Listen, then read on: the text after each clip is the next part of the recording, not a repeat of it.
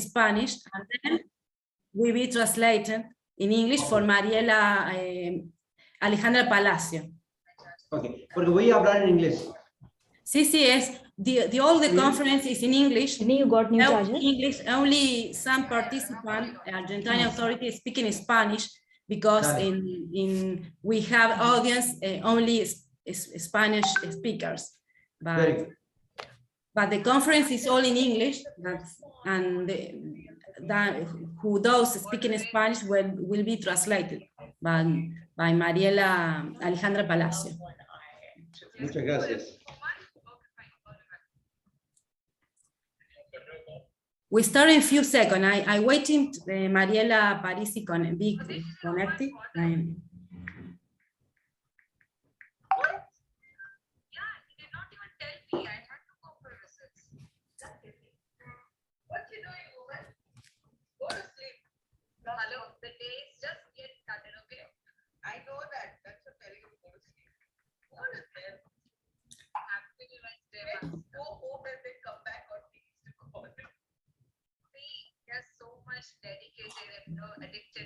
Please mute your microphone and only turn on when it's your time for speaking. Please close the microphone, mute the microphone.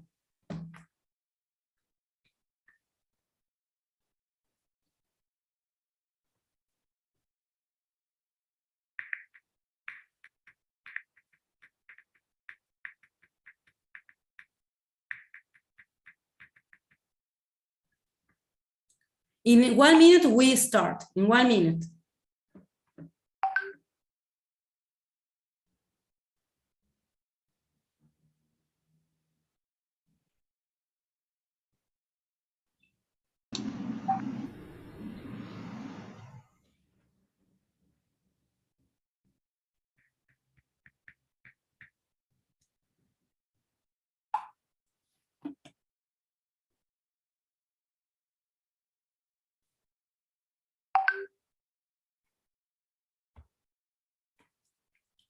Karina, Chattah, welcome.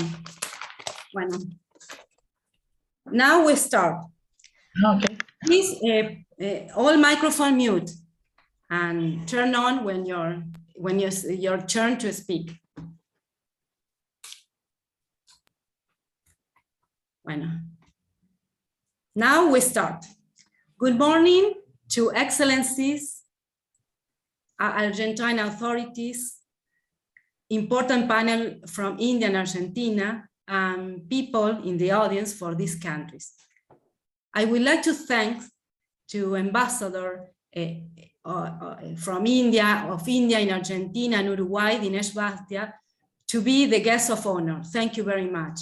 And also I would like to thank all the participants, all the speakers, distinguished speakers, will enrich this panel. As we know, today is International Women's Day.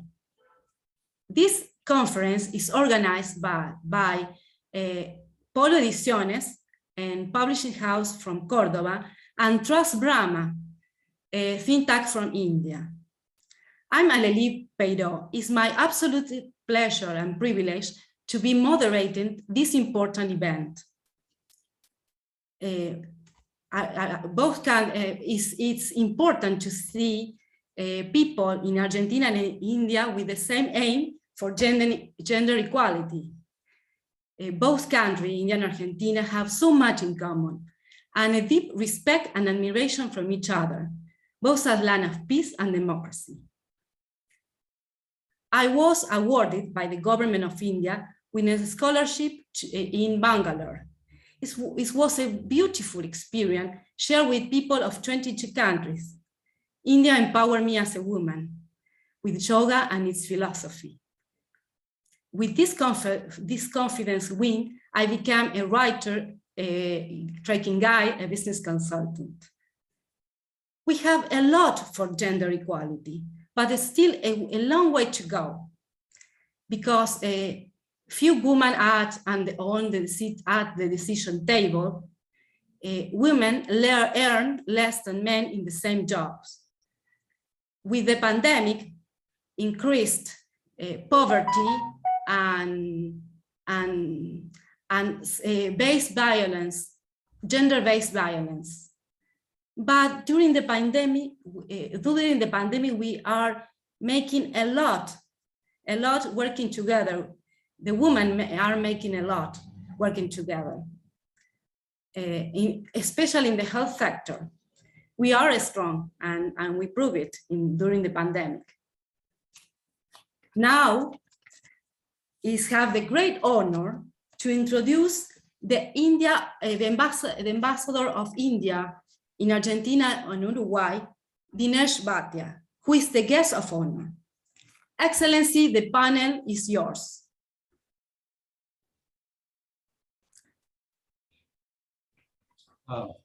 Good morning from Argentina, and a very good evening to all the participants from India. I want to begin by thanking Alelí for inviting me to this celebrations of International Women's Day. That is today, exactly 8th of March. And I also, in the same breath, would like to thank Rajalashmi Joshi for inviting me. And I find there's a distinguished panel of speakers today to deliberate and to give their views on this important subject. It's very, to begin with, it's very ironical that we are celebrating a Women's Day, whereas a woman should be celebrated every day of the year. A woman who's a mother, and there's no woman, there's no man. That's obvious. And secondly, it's very ironical for me that as a man, I'm inaugurating this conference. But be that as it may, I would like to take you to the ancient India, where we have a different tradition of respecting women. Women has had a stature which was always higher than a man. In fact, if you look at all the scriptures and the Puranas of India, without Shakti, there's no Shiva. Without women, there was nothing, because women depicted in a way the permanent energy. And of course, the students of physics in modern physics, they read this law, they study this law, saying that energy can neither be created nor destroyed. And women represents that energy. She's the permanent energy, and without her, nothing is possible.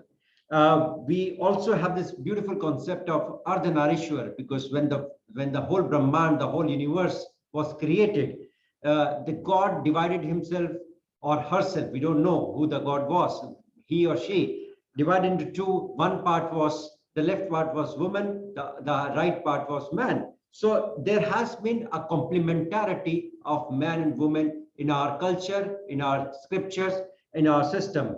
And of course, over a period of time, things deteriorated for various reasons, and the women stature was diminished due to several reasons. But I think it's a more of a question of mindset that needs to be worked on, rather than doing lip service or symbolic service to upgradation of the stature of women in the society.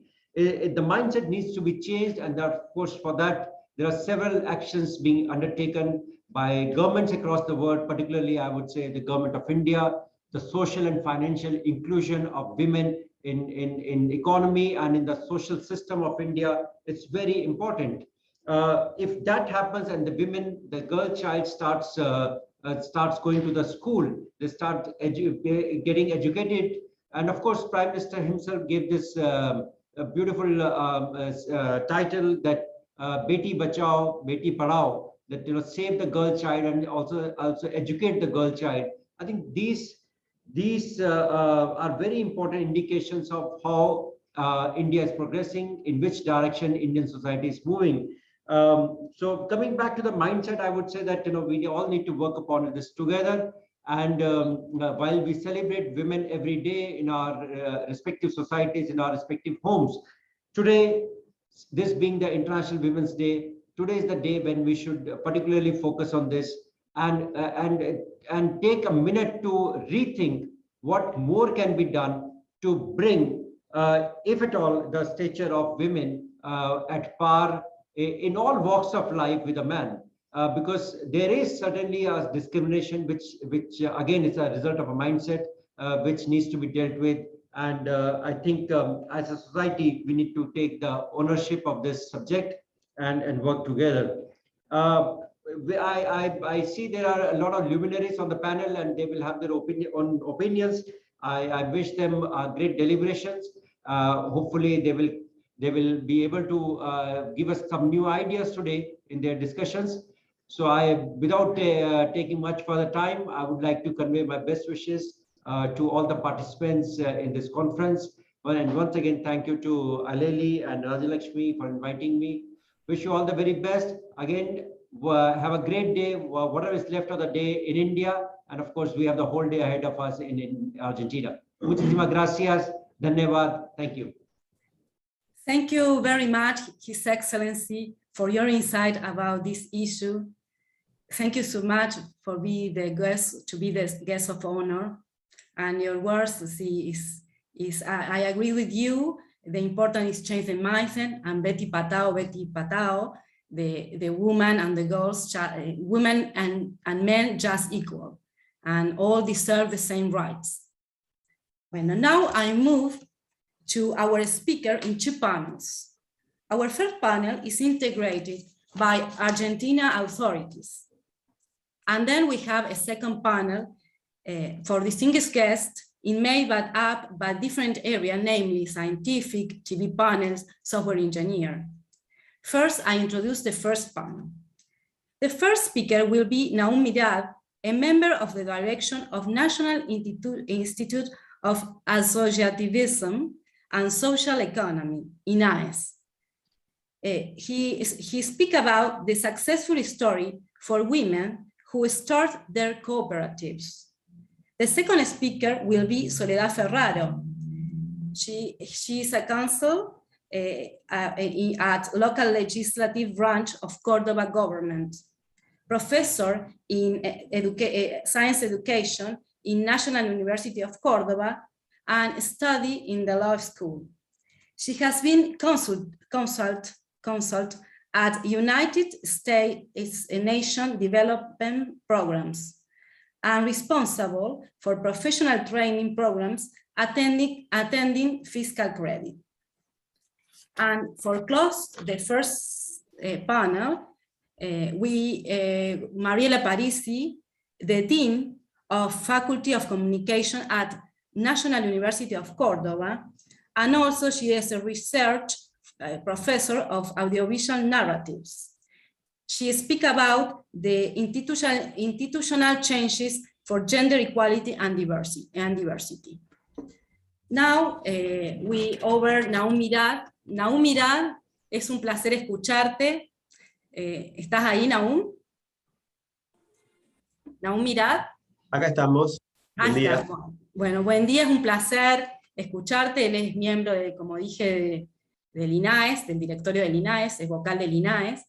Alejandra Palacio, una traductora profesional, va a ir pausándote para poder traducirlo al inglés para aquellos que solo hablan en inglés. Sí. Así que poco a poco yo voy a ir diciendo, Naum, good morning everyone. ¿No? Vamos a ir entonces despacio para que pueda hacerse una traducción correcta. Muchas gracias. Perfect. So we are going to go little by little so we can accurately interpret and translate what I'm saying, okay? Bueno, en primer lugar, agradecer y felicitar a las personas y a las organizaciones que impulsaron este encuentro y desearles una buena jornada de lucha a las compañeras que en este día representan un montón de días en los que esa lucha se manifiesta por una transformación que genere derechos y equidad. Very good. So I want to thank you, all the authorities and the organizations that made it possible to have this conference today. And I want to thank you, all the fighters, all the women who are there trying to fight for their rights and to make it a better world. Es importante reconocer que esta lucha que vienen llevando adelante las mujeres no solo es una lucha por un grupo específico de nuestra humanidad, sino que básicamente nos está dando una perspectiva general que está impactando sobre la propia sostenibilidad social, económica y medioambiental como humanidad. O sea, el impacto no es solamente por derechos específicos que valen sobradamente la pena, sino que está generando una perspectiva nueva. Okay, I want to mention exactly this fight is about this group of women, but it's not just a group of women, it's a group of the humanity. And it's not only this, but also it's a general perspective in the economical, social, and environmental field about specific rights. This is a new perspective. Y lo interesante y el aporte que voy a tratar de hacer en pocos minutos es cómo esas sucesivas olas de acción y de militancia y de participación en pos de visibilizar determinadas situaciones y poner un horizonte en una perspectiva de derechos, van institucionalizándose en una intersección que voy a tratar de explicitar acá entre tres esferas: el de la acción ciudadana, el de las políticas públicas y el espacio de la economía social y solidaria, el cooperativismo y el mutualismo, específicamente en Argentina. Okay, well, it's interesting, this contribution, because of the series of events that took place, and it has to do with the participation. And what is important is to make it visible, this perspective about these rights, and the intersection that will be considered today is about three spheres, three different fields: the citizenship, the public policies, and cooperation.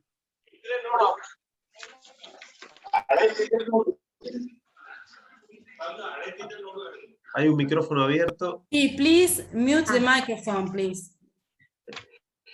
Bueno, sobre el tema de la acción ciudadana que vienen realizando estas sucesivas olas de movimientos de mujeres, no nos vamos a extender porque es algo que lo damos por dado y que efectivamente entiendo que se va a trabajar en las distintas intervenciones, pero sí nos vamos a centrar en el segundo aspecto y en el tercer aspecto mencionado, que es las políticas públicas que se están generando, en particular en esta última etapa de nuestro país, y la acción que vienen desarrollando tanto cooperativas como mutuales, que es el campo de lo que denominamos la economía social y solidaria.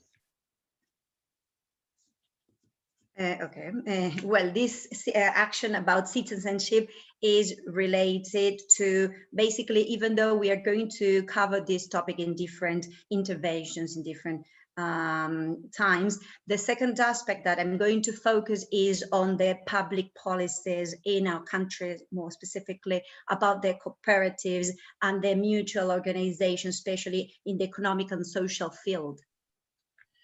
A la desigualdad estructural que ya veníamos observando, se le agregaron en los últimos años, en lo que hace a la cuestión de género, desigualdades de políticas públicas que tienden a destruir fuentes de empleo, a reducir la producción de un país, y en los últimos 2 años la pandemia. La pandemia, como se dijo en la introducción, afectó con fuerza negativamente, reduciendo la cantidad de empleo de mujeres y aumentando casos de violencia también.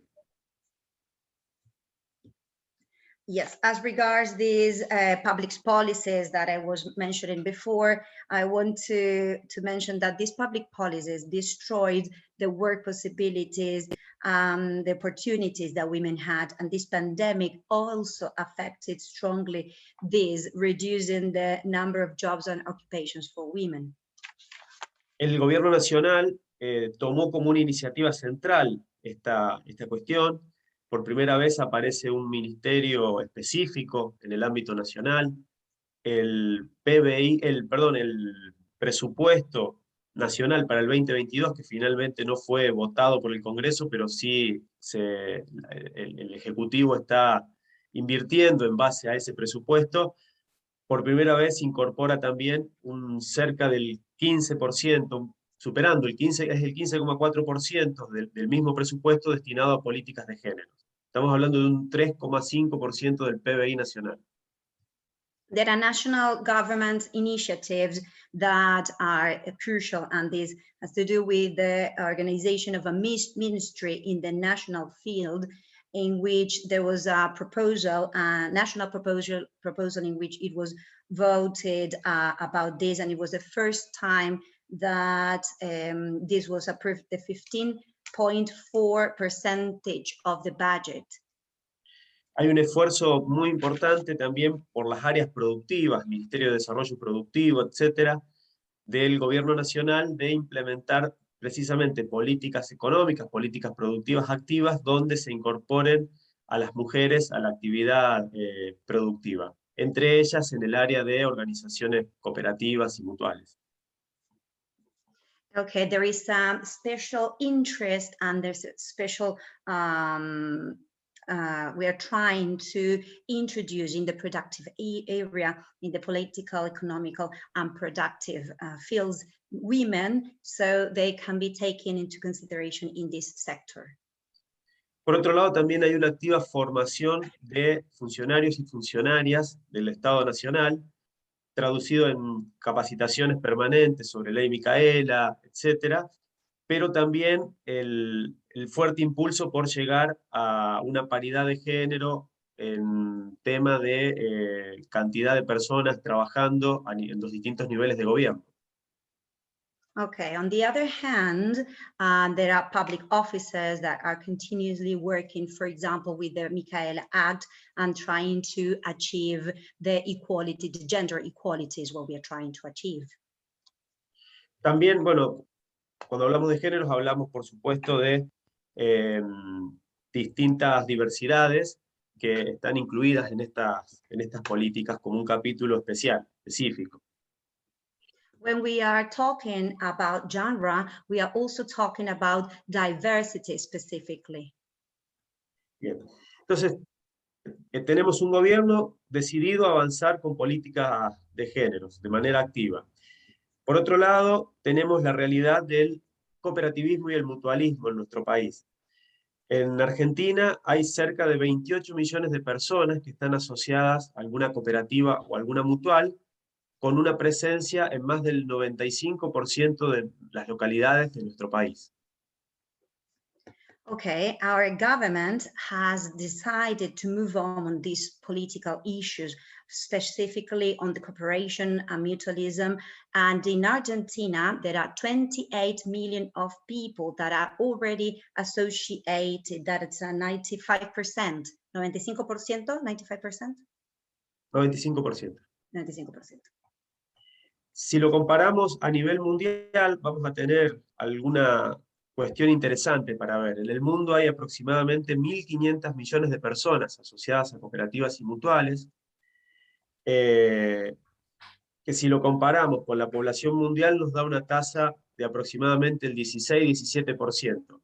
Esa tasa en nuestro país es cerca del 62%, o sea que es un país que está muy por encima de la media en cuanto a personas asociadas a este tipo de organizaciones. Mm-hmm. In comparison to the worldwide situation, it is more or less 1,500,000 people that are already associated to different cooperatives and mutual organizations, and the rate raises up to 16%, 17%, and in our country this is actually 62%, which is above the median, above the average.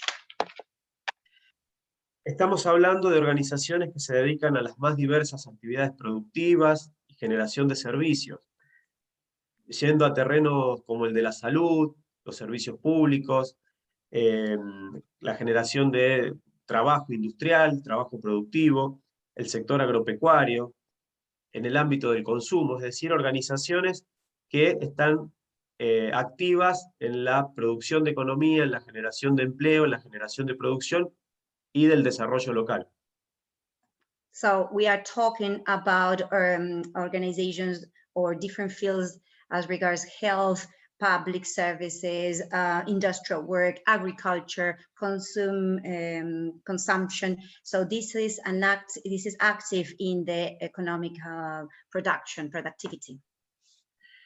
Entonces, esta relación entre las tres esferas, los tres ámbitos que tratamos de hacer, políticas públicas activas, un sector muy dinámico y con mucha capacidad territorial y presencia en la historia y en la tradición de nuestro país, y un conjunto de colectivos que impulsan un cambio de paradigma en cuanto a derechos vinculados al tema de género, entendemos que estas tres esferas articuladas entre sí tienen mucho potencial y lo están demostrando en algunos casos que vamos a tratar de comentar brevemente. So this relationship of the three spheres that I have already mentioned, especially the public policies, it has a lot of history in Argentina, and there is a change of paradigm in this gender change and the new developments, and it has a lot of potential in this respect, and we are going to talk about that now. En primer lugar, nuestro INAES, que es el Instituto Nacional de Asociativismo y de Economía Social, que es el organismo que regula este conjunto de organizaciones, tiene una representación de cooperativas, de mutuales y del Estado Nacional. En lo que hace a representación del Estado Nacional, ya por primera vez en la historia consolidamos paridad de género, es decir, existe la misma cantidad de mujeres que de varones en ese organismo colegiado. It has to do, well, first of all, INES is the National Institute of Associativism and Social Economy, and it has a representation already of mutual and gender equality right now. Por otro lado, se crearon secretarías específicas de género que trabaja prevención de violencia, distintas formas, espacios de formación y desarrolla políticas específicas.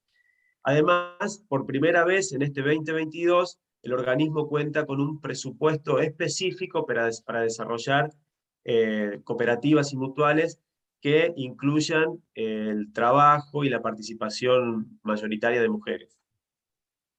Mm-hmm.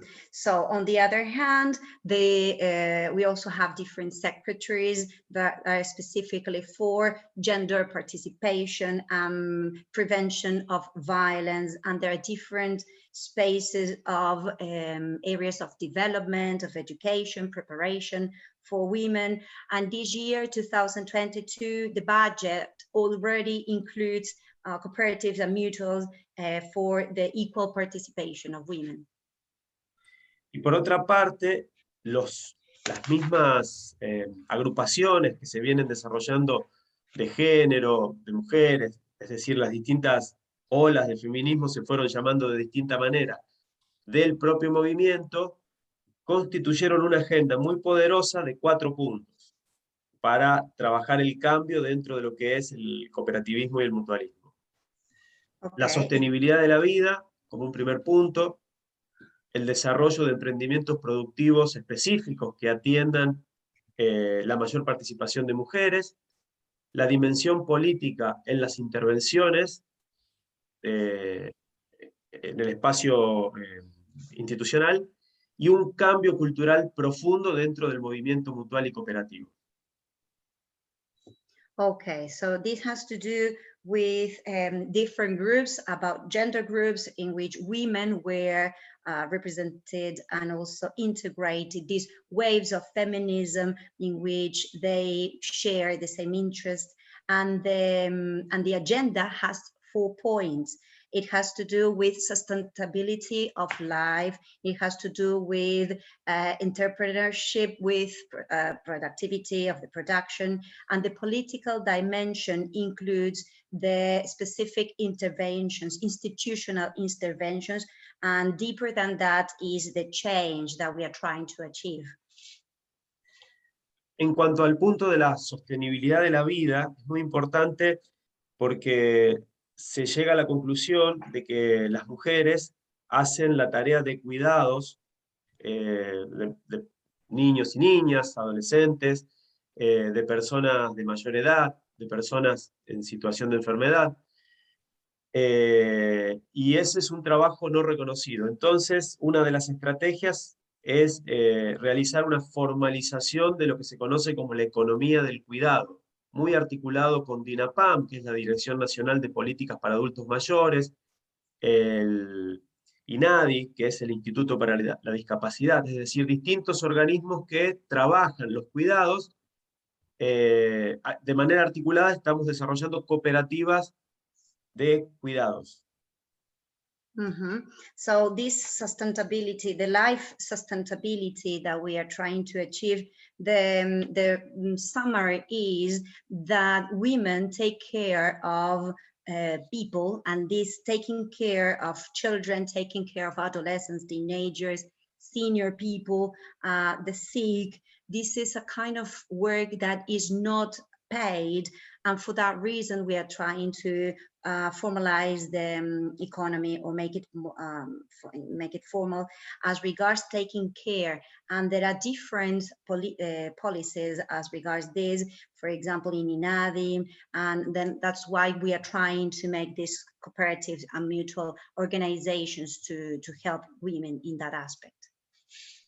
En cuanto al tema de desarrollo de emprendimientos productivos específicos, se está fomentando la creación de cooperativas de mujeres o de distintas diversidades,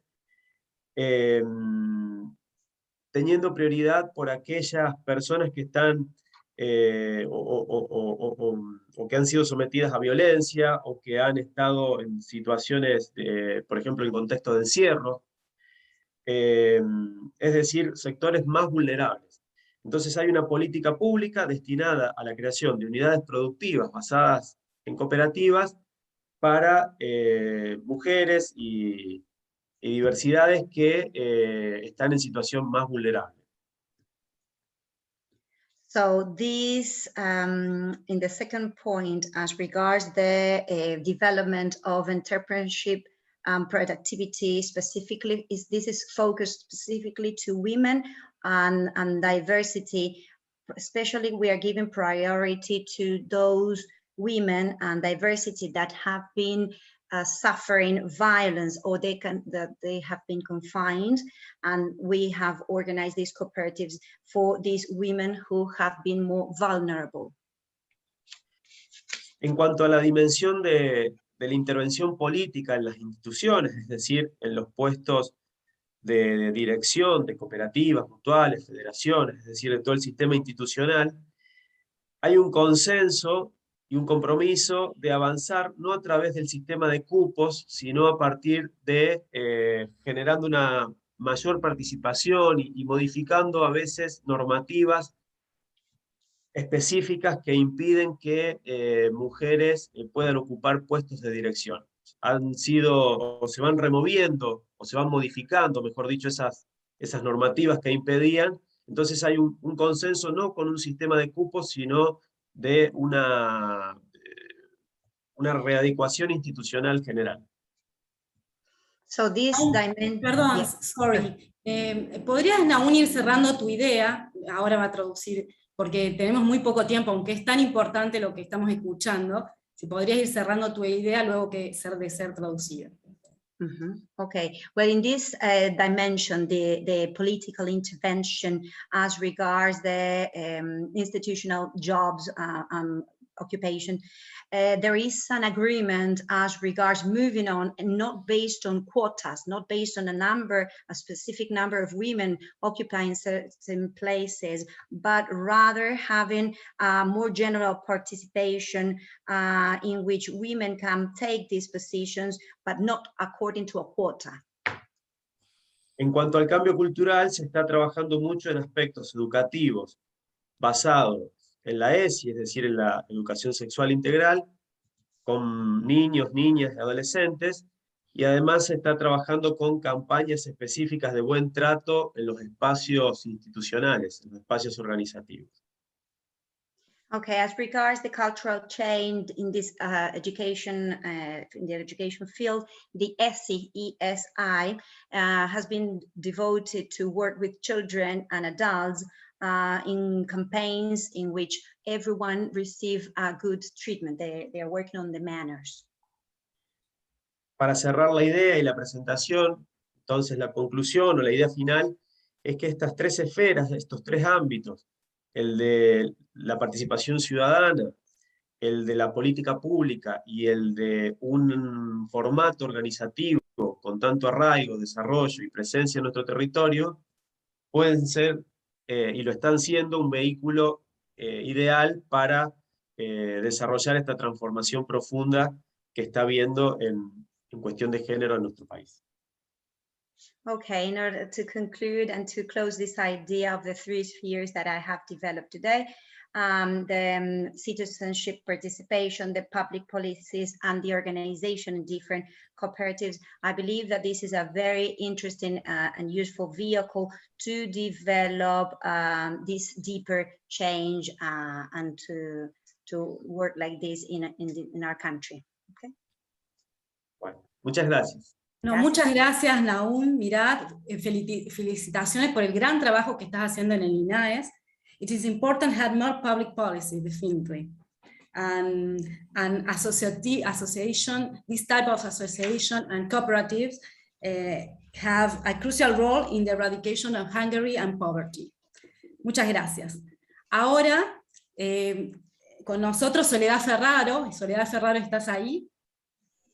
Hola, sí, buenos días a todos y todas. Es un placer, un orgullo tener una morning. profesional como usted, que es concejal, es presidenta de la Comisión de Género en Córdoba, así que es un placer tenerte. Soledad Ferraro, over to you, and Alejandra Palacios va a ir traduciendo en simultáneo. Bueno, muchísimas gracias, Alelí, por tu invitación, a todos los panelistas con quienes compartimos hoy esta charla y este intercambio, y muchísimas gracias al gobierno indio y a toda su población por poder hacer posible esta experiencia.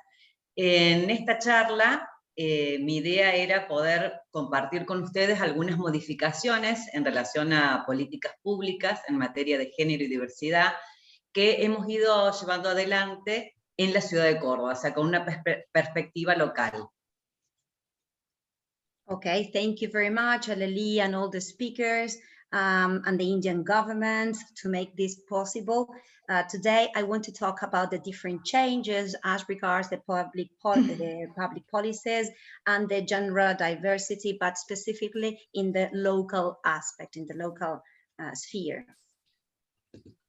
Bueno, primero de todo, contarles cuál es la dinámica de trabajo que nos dimos. Es una dinámica transversal, fundamentalmente vinculada a la agenda de políticas públicas que se ha ido instalando a raíz del movimiento y las luchas del feminismo en nuestro país, tanto en los estados nacionales como en los estados subnacionales, y la consecuente también institucionalización de espacios específicos y reparticiones públicas específicas en esta temática, como son los ministerios de la mujer, tanto a nivel nacional, provincial, y en la ciudad de Córdoba, la Secretaría de la Mujer. Este vínculo lo hemos realizado tanto con organizaciones sociales y organizaciones civiles de la sociedad civil con representación en nuestra ciudad, y fundamentalmente con las distintas organizaciones nucleadas dentro del movimiento feminista en la ciudad de Córdoba. A partir de allí fuimos construyendo una política pública y una agenda de trabajo para empezar a instalar y dejar un piso desde el cual partir al finalizar nuestra gestión, ¿no? Básicamente. Okay. Well, so this dynamic, the way in which we have worked this horizontally, we have worked with different political public policies, especially through different movements and through the constant fight and struggle in the different national states and the women ministry and the secretary of the women and the organizations, the social and civil organizations that are based in Córdoba, and we have followed an agenda. En ese sentido, quisiera detallarles algunas políticas que iniciamos al principio de la gestión, ¿no? La primera de ellas fue entrar en conversaciones con las instituciones de la representación de nuestros vecinos y vecinas en la ciudad de Córdoba, y empezamos a diagramar un trabajo con los centros vecinales de la ciudad, que son la institucionalización con esta representación en vinculación con el gobierno municipal. A partir de allí empezamos a trabajar sobre 3 ejes: el eje paritario, en términos de la representación en los centros vecinales, y también la incorporación de algunas leyes que ya se venían trabajando a nivel público estatal, ¿no? Como son la incorporación de la obligatoriedad de la ley Micaela para todos y todas quienes ejerzan cargos electivos en los centros vecinales. Por otro lado, también se modificó la ordenanza incorporando el criterio de paridad, ¿sí? en la elección de cargos electivos en los centros vecinales. Y también incorporamos algunos criterios más vinculados, si se quiere, a la agenda feminista, pero también fundamentalmente a una agenda de empezar a pensar la seguridad de las mujeres y diversidad en nuestra ciudad, y también esto repercute, por supuesto, en una legislación que empiece a ampliar las bases de sustentación para la protección de nuestras infancias y adolescencias. En ese sentido, incorporamos la prohibición para ocupar cargos electivos en centros vecinales, o sea, en esta representación, que si bien es de la ciudadanía y de las instituciones civiles, es una representación que tiene orden público, de aquellas personas que se encuentren en el registro de deudores morosos alimentarios que tiene el gobierno de la provincia de Córdoba, y también a aquellas personas que hayan sido condenadas por delitos de violencia de género. En nuestro nuevo ordenamiento y en esta modificación que hicimos de centros vecinales, esto es lo primero que incorporamos en relación para empezar a democratizar la representación de nuestros vecinos y vecinas. Este era un gran reclamo fundamentalmente de las mujeres vecinalistas, donde muchas veces se encontraban con representantes que además con ciertos criterios, si se quieren, misóginos y machistas en estas representaciones intermedias. Así que este es uno de los primeros avances que empezamos a diagramar en esta agenda en conjunto. Okay, so first of all, in our administration, we worked with our neighbors in Córdoba in neighboring centers in which there was link between the government and the equality access. It had to do with incorporating some of the laws, for example, the obligatory in as regards Micaela Act, for those who assume different charges in these neighboring centers, and the agenda as regards feminism, security, and the legislation is opening the bases and trying to include this as regards the representation of the centers in the neighbors, as regards the public order, and those who are owing the food for women, and also for those who have committed crime as regards violence and genre. And the idea is to have this representation of the neighbors and to answer to the different claims and the different complaints of women that have been rejected by misogynal, chauvinist people and men, and that's why they are trying to be incorporated in this way. Bueno, el segundo punto que me gustaría destacar también en términos de modificaciones fue el trabajo que realizamos en relación a la modificación del Estatuto de Trabajadores Municipales y al Código de Ética Municipal que rige la función pública, o sea, de funcionarios públicos. Acá empezamos a trabajar en función de los nuevos lineamientos internacionales del convenio 190 de la Organización Internacional de Trabajo que Argentina suscribió y ratificó, y que la ciudad de Córdoba ha sido una de las primeras ciudades que ha empezado a trabajar en relación a incorporar las recomendaciones de este convenio en sus propias legislaciones, ¿no? En este sentido hicimos una modificación del Estatuto y el Código de Ética, donde se prohíbe específicamente que quienes hayan sido condenados por delitos de violencia de género ocupen la función pública, pero también es plausible, en este sentido, en relación al Estatuto de Empleo Público Municipal, la posibilidad de exonerar al agente público municipal en el cargo que ocupaba si ha sido condenado por delitos de violencia de género. Pero no nos quedamos ahí, sino que además empezamos a trabajar pensando cuáles eran las alternativas para esa familia que además sabemos que la violencia económica es una de las principales causas y orígenes de la violencia hacia las mujeres, y precisamente cómo romper este círculo y este andamiaje social, ¿no?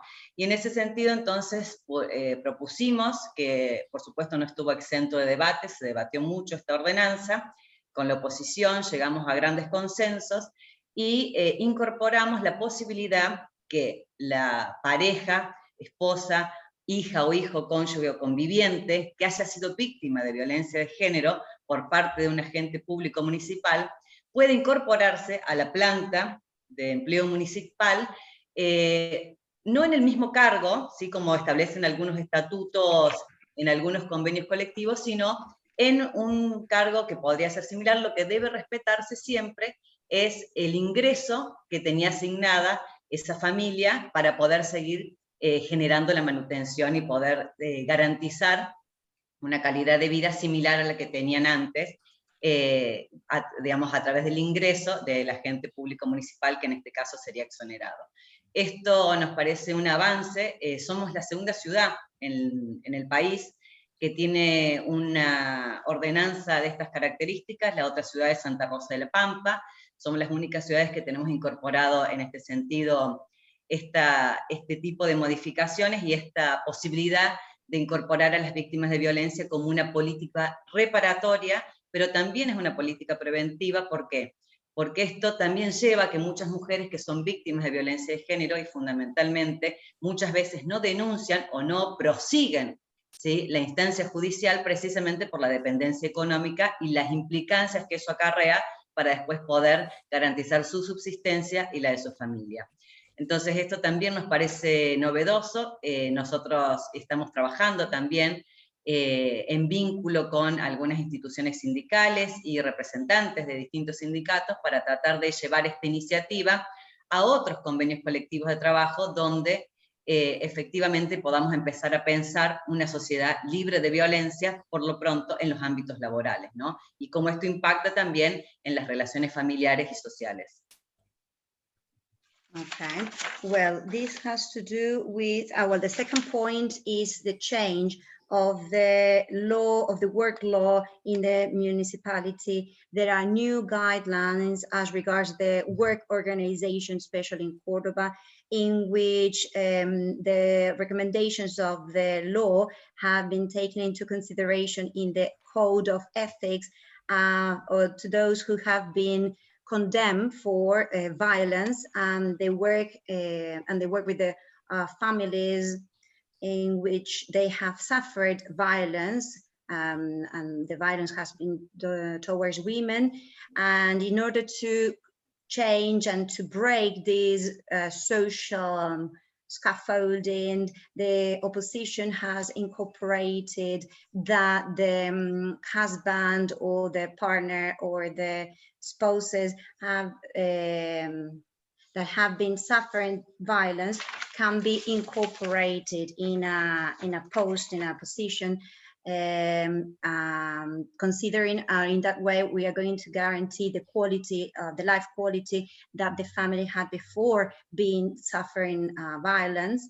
And Córdoba is one of the second cities that has this in this respect as regards the political possibility of fixing this, and to avoid that some women or some people may feel ashamed for denouncing because they lose the money that they receive for the person, the violent person who is hurting them. So we are trying to build this linkage between the work labor in order to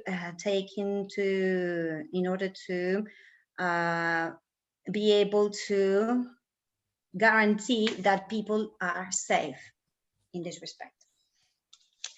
En este sentido también seguimos trabajando y continuamos en esta agenda de trabajo con distintas organizaciones sociales en dos programas para trabajar conjuntamente con el Ejecutivo Municipal. Uno de esos programas se llama o denomina, o por lo menos en esta etapa hasta que logremos terminar de conformarlo, Noches Libres, Es un programa destinado a trabajar con los espacios de ocio nocturno y de recreación para poder asegurar noches libres de violencia para mujeres y diversidades. Este es un programa que venimos trabajando fuertemente con las distintas cámaras, con las cámaras que nuclean a las empresas de seguridad, de boliches, bares, restaurantes de la ciudad de Córdoba, pero también con las cámaras que nuclean a las entidades, a restaurantes, bares, pubs, para poder generar una sinergia de trabajo que nos permita, primero y principal, tener espacios libres de violencia. Y en los casos donde se genere situaciones de violencia, cómo son las posibilidades de intervención,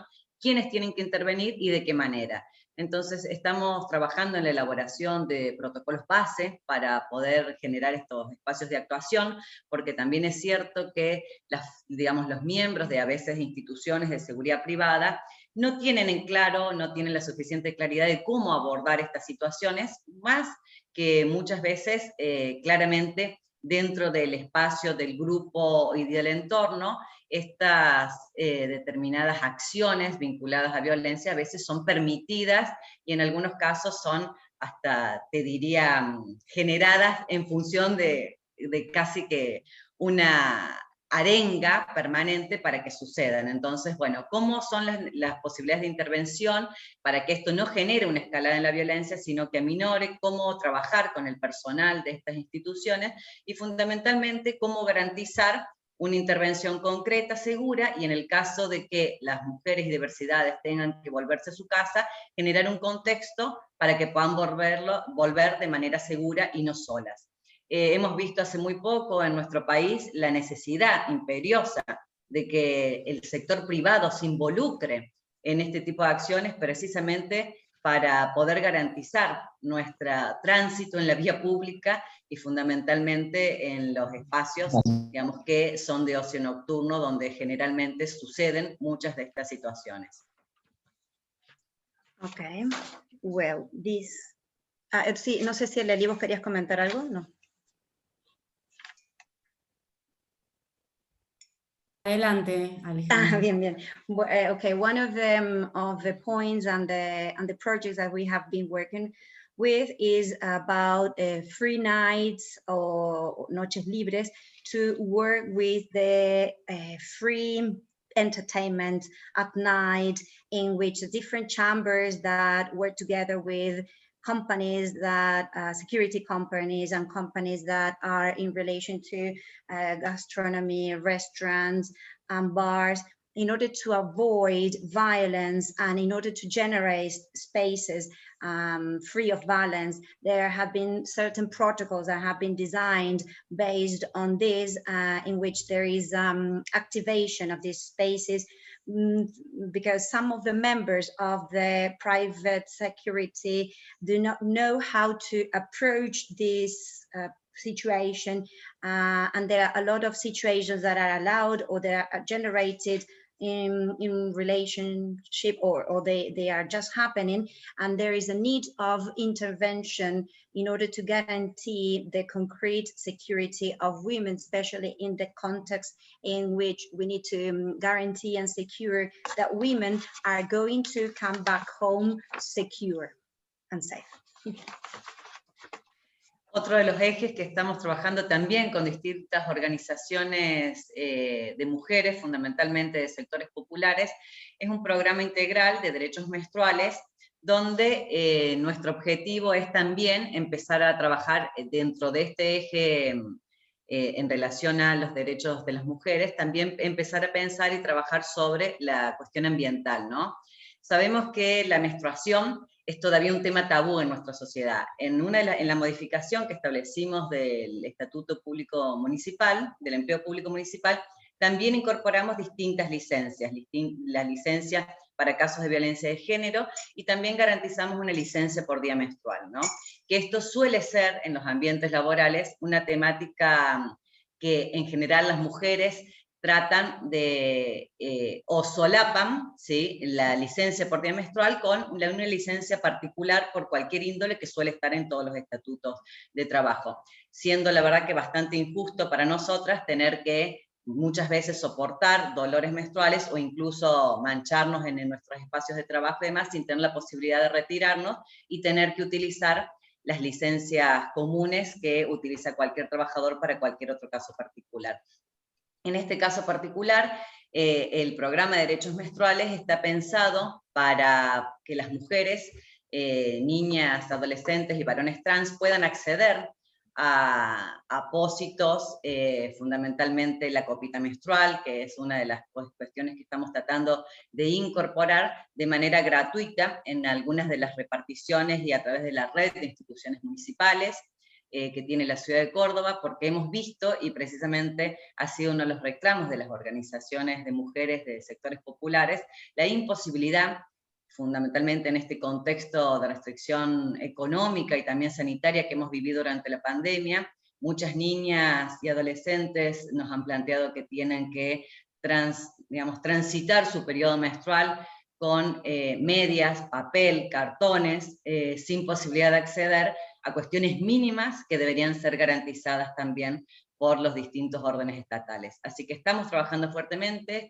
tenemos una ordenanza presentada en este sentido, que todavía no ha salido a debatirse y aprobada en comisión, pero que esperamos que prontamente podamos definir cuáles van a ser los canales para poder empezar a trabajar en este sentido, y ya ha avanzado el Ejecutivo Municipal a trabajar en el acompañamiento de mujeres de distintos sectores en el acceso a los elementos de higiene menstrual que se requieren para los periodos menstruales de cada una de nosotras en los distintos barrios y sectores populares. Okay, well, another access that I would like to mention as regards the popular sectors and the rights, we are going to mention the menstruation rights, the women's menstruation rights. This has to do also with the environment and the different leaves of absences that we can have, or because of cases of violence, of gender violence, or to have the day, the period day, that sometimes this is hidden by just any day that we take off, but not just for the menstruation or the period that we have to suffer different menstruation periods and pain.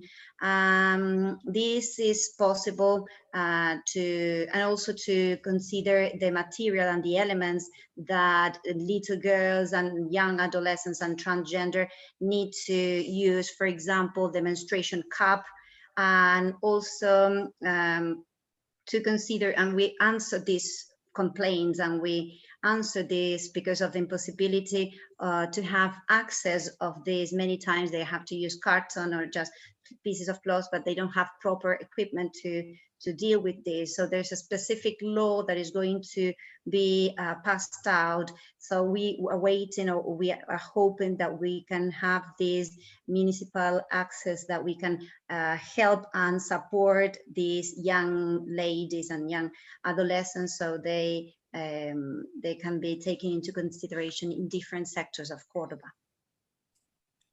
Bueno, Soledad, muchas gracias por tus palabras, y podés ir cerrando la idea, que tenemos muy poco tiempo, pero es tan interesante, tan importante estas políticas, estas leyes. Gracias, Alelí. Tenemos un montón de programas y políticas que se están implementando desde el Ejecutivo, pero no quería dejar de destacar una de las modificaciones que tratamos de introducir y que también fue una ordenanza aprobada el año pasado, en relación a la incorporación de mujeres al sistema de transporte público municipal.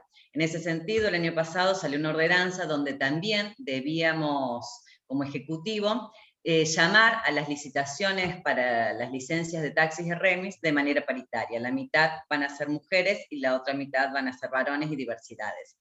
En este sentido, una de las cuestiones que evaluábamos, solamente tenemos 160 mujeres licenciatarias y permisionarias de taxis y remis en la ciudad de Córdoba, con lo cual la tarea que nos espera es mayúscula. También a partir de otras reparticiones públicas, como son el COIS y la TAMSE, que es la empresa de transporte público municipal, se ha trabajado fuertemente en la incorporación de mujeres. La TAMSE ya venía con una trayectoria de choferes mujeres en los trolebuses, y ahora está haciendo lo propio y lo mismo con el resto de las líneas de colectivo que ha incorporado en su flota. Y por otro lado, dentro del COIS, que es el ente de la Córdoba y Servicios de la ciudad de Córdoba, también se ha incorporado a mujeres, digamos, choferes de camiones de la ciudad de Córdoba. Son 17 actualmente las mujeres que se han incorporado, necesitan una licencia especial, una capacitación, y de esta manera queremos contribuir también a romper determinados techos de cristal y a contribuir también a terminar con los trabajos feminizados y los trabajos masculinizados en nuestra sociedad, donde claramente siempre los que tienen menor remuneración son asignados a las mujeres y los de mayores remuneraciones a los varones. Así que quisiera cerrar con esta última de los cambios que hemos realizado de trabajo conjunto con el Ejecutivo, y bueno, quedará para una próxima reunión o encuentro, o si después abrimos a preguntas, algunas otras cosas que hemos realizado también en materias de trabajo con las distintas organizaciones de diversidad, fundamentalmente con la población trans travesti en la ciudad de Córdoba. Okay, yes, actually we have a bunch of projects and changes that have been approved this year, last year actually. Women were incorporated in the public transport, according to the executive. Men and women, what we're trying to achieve that there is an equality among men and women as regards the possibilities to drive in the public transport. 160 taxi drivers. Then we have the COIS and the TAMSE. The COIS is the Córdoba and Servicios, and the municipality with the, and TAMSE belongs to is the municipal transport. And the TAMSE already has some women already driving in their fleet. And COIS, Córdoba y Servicios, is trying to incorporate women with different truck drivers. 17 women are being trained, and have been trained. And what we are trying to do is we're trying to break the glass ceiling. We are going to finish and end up with the masculine or male positions in which male are the ones who receive more money. And well, I wanted to close this talk with this, that we are working together with the executive sector. We have some other projects, we are working on some other projects regarding this issue of diversity and including the transgender people. Bueno, muchas gracias, Soledad Ferraro. Tengo que introducir rápidamente a Mariela Parisi, la decana de la Universidad Nacional de Córdoba, porque tiene una actividad muy importante en un momento. Así que, Mariela Parisi, es un placer tenerte. Mariela Parisi es el Dean of the Faculty of Communication at the National University of Córdoba. Over to you, Mariela Parisi, te escuchamos. Disculpen. Bueno, muchísimas gracias. Muy contenta de estar compartiendo este panel. Quiero agradecer a las autoridades, a los representantes del gobierno de la India, a cada uno de los participantes, porque es bueno tener un día para nombrar y para reafirmar las luchas, los derechos, los modos de ver y sentir a las otras, a los otros, a los otros. Y saludo especialmente a quienes construyen y abrazan miradas feministas e inclusivas. No sé si voy cortando para la traducción, así es la mecánica, ¿no es cierto? Buenísimo, gracias. Thank you very much. I'm very happy to be here. Thank you to the Indian authorities, because it's so good to have one day in which we can talk about women, in which we can talk about diversity, in which we can talk about others. I'm very grateful, and my special greetings to all these people. Thank you. Desde la Facultad de Ciencias de la Comunicación y en el marco del Plan de Acciones y Políticas de Género llevadas adelante por la Universidad Nacional de Córdoba, hemos desarrollado diferentes iniciativas y propuestas ya desde hace 5 años, en donde se vienen produciendo determinadas transformaciones en el ámbito institucional. Una de ellas, y muy importante, fue la institucionalización del lenguaje inclusivo en el ámbito académico, en todas las prácticas administrativas, académicas, que tiene que ver también en cómo nombramos las cosas y la manera de nominarlas también construye en realidad. ¿no? Y comenzar a pensar no solo en lo masculino o en lo binario, sino en lo femenino y en lo diverso también, es también una forma de empezar a transformar las estructuras y la manera en que construimos las realidades a través del lenguaje. Okay, well, through the Faculty of Education, Science Education from the National University of Cordoba, there have been several initiatives and proposals in which we have been producing different transformations in the sector, for example, in the field of the inclusive language. This inclusive language is also incorporated in the academic sphere. It's very important how we mention and we point to different things and how we build different realities, male realities, binary realities. So we need to consider diversity, and this transformation is structured in the following way. También dentro de las actividades institucionalizamos el plan de género, el programa de género y diversidades, que transversaliza todas las áreas de la institución educativa y que fomenta la implementación de la formación en ley Micaela, la diplomatura gratuita en género y diversidades, la perspectiva de género en las asignaturas, que nosotros somos una institución educativa de formación, entonces en la formación tener en cuenta las bibliografías, los y las autoras, mujeres diversas, porque estamos acostumbrados también que en la academia son los hombres los que tienen mayor preponderancia. Y esto lo vemos, por ejemplo, analizando los clásicos o analizando las bibliografías que damos en las materias, ¿no es cierto? So these activities that we have already institutionalized as regards genre and diversity in the field of education.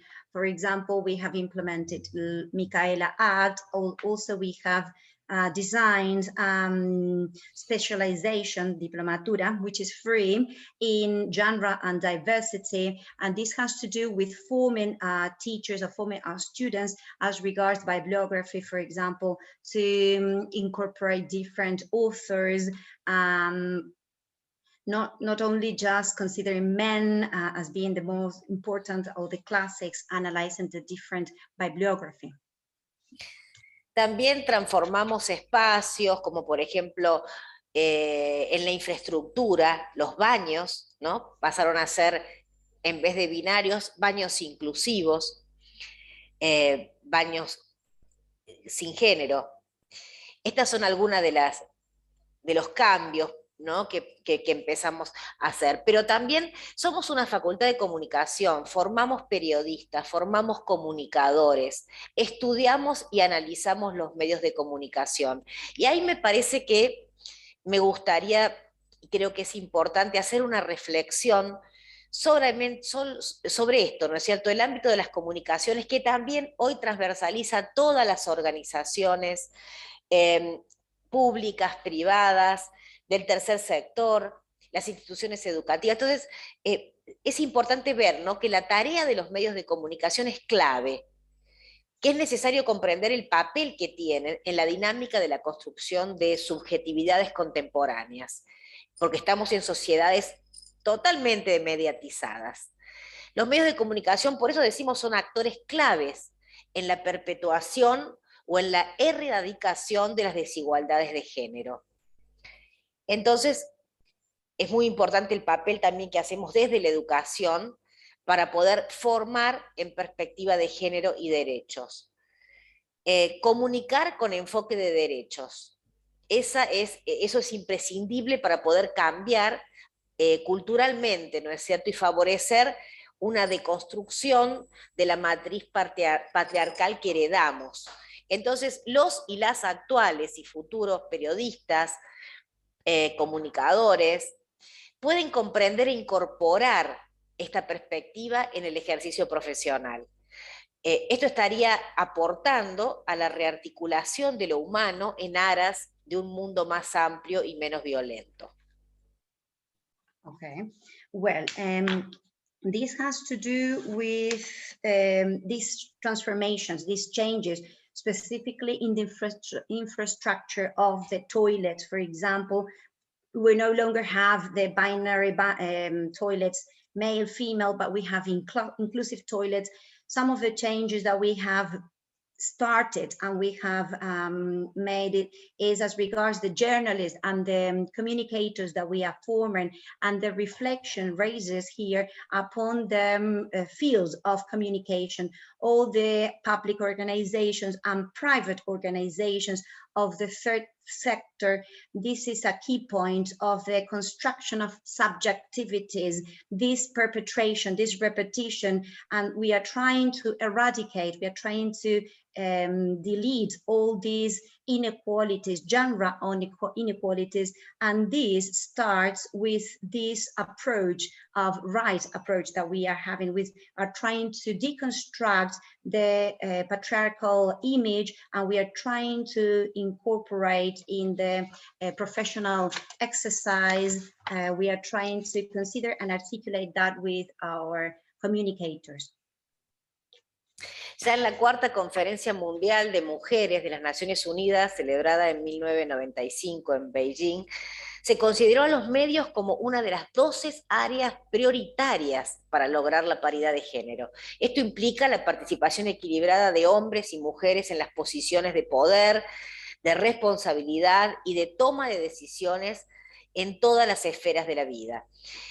Hoy lo que vemos en la investigación sobre medios y sobre feminismos es que desde hace décadas hay un desigual tratamiento que reciben los hombres y las mujeres en los medios de comunicación. A veces cumplir con este cupo de género no garantiza la paridad, porque la instalación de temas de agenda, la lectura de la realidad, los roles asumidos institucionalmente dados a los varones en las grillas de programación, distan mucho de garantizar la paridad. Un detalle a tener en cuenta, por ejemplo, es que a pesar de que la mayor matriculación y número de mujeres que egresan de las carreras de comunicación en las universidades supera a la de los varones, esto no se ve reflejado en las posiciones que ocupan en los medios de comunicación.